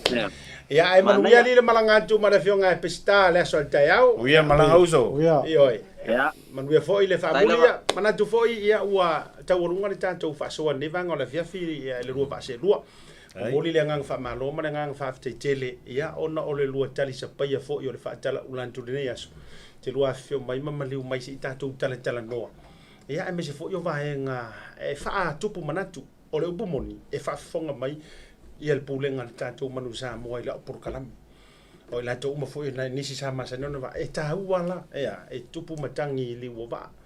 ia ole tele o sulu e kele fingo ka ko ke maua ole matua fo ye ote ole matua lo fana ia ai la foto ele lo va selu ia ta woru ngai ta to fa ta no nga ne vanga le via fia maka ko wo le fa ora fo ye por kalame si ta la mo lo cho ole matua ote alo nge ko sa wo nge ko va ya ia ya mo ia angelo ko le fo fiska ko ia ave ne tu lai mo la tu la nga fa ftai ai na ftalainga siata ia me se foile ia foile to ofisa ia mali tanto o fingerling ia aftai mole vala udia me se foile vala watu ia un fayon tanto mo foile maftanga nei afiafi me se foile a fon tapua foile tanto tunu ia Samoa ia ole no tainga la vai ia na ia taule lau fa mo along fa na o tato nu ele na ole la kapifo ya so sita along o va pena ona alo tu ya lum fa na ya ele na au fo tato nu sal fo to tele alum fa na ya wa lau tu ni fo i tonu o tunu i fa fo so se au ya fa pena ona ya ile malo sil tino ma fo fa si si le nga mai le ya ina yam fa ona fa tonu ina ya fitinga fo i wa ya to vala wina ya wa so se me la vai e ele Samoa ia o tatou fia falali fu lava e tatou te va ai tu lava male to male tapo inga fo ia o fa iva lo fa na o Samoa yo si o so atu le nei tu la Samoa yo la fo se fa fonga o le tau tamari fo ia mangan fo ia yo nga Toleafoa lo ni tanga ia me se fo ia tatou tai yo le po kalame ia fitalenga ia siata ia monu telele tapo inga nei afiafi Samoa Faftai ma lo faftai le fautautanga Aumua ia o fai foi lo fonga ma ia ma le vanga na foi fai ma fonga moli po le nga ole ala falafa tuna Aumua ole kapa au le ala taua o kapa au ke kausi le fionga le ele Aiolupo tea ia pole Aiolupo foi ia o kama lo ole tonu mai pe ia ma to foi no fo fa ale ala taua ia wa ke lo foi o umo ka mormo kama mai sava ia e momoli alfa malo malenga fa tele yo niso ilanto la moli mai lanto wa finangalo mana ia tele ma fai fone to available ia tato por kala mele lungo le tato Facebook live me se fo YouTube channel lungo le onanga le Blue TV ia ma ngai o isi o ilanto fu sai le manu Samoa o nisi o le au fai tofa ia e fai si la u fai mai sa alo la ko finangalo ia e afua mai rungai fa urunga ia wa kaunga ko fa ia langa e ia te me fisu ia ila o fa to anga ia ai ta to ia malofie ia matu fo ile tu wala nga ia lo nefiu o le akali o so uso matu wala e ka longile le huka mai le rates Richie asiat ia o le akali nga so uso matu Australia le la ke vidi fa visa makal iyo ya la kama fanga New Zealand fanga ngi Otara mo vai o so ono wa no mo New Zealand mo Australia ya Sydney fo ona va no mo Samoa ya to langa ole tato fo ya no winga la ya sala tato pisa o nei me ola kapi ola ya tato no be fale le la ka ua il talo ngole la kapi ia fai foi ma ave fu o le tato no ma wala lua so fo maloloina fa fo le vai le tu ia wa tu lango tu te fai va lo fenga ia Samoa ma tu fa ma vai fa tasia tu o to o le asiata fa malu pio va liko me se fo yo le nga Aumua to vaenga fa pe fo fionga han Toleafoa an tele Aiolupo po endi Aiolupo mo sila fia le to tele ma to fa tu so fo ma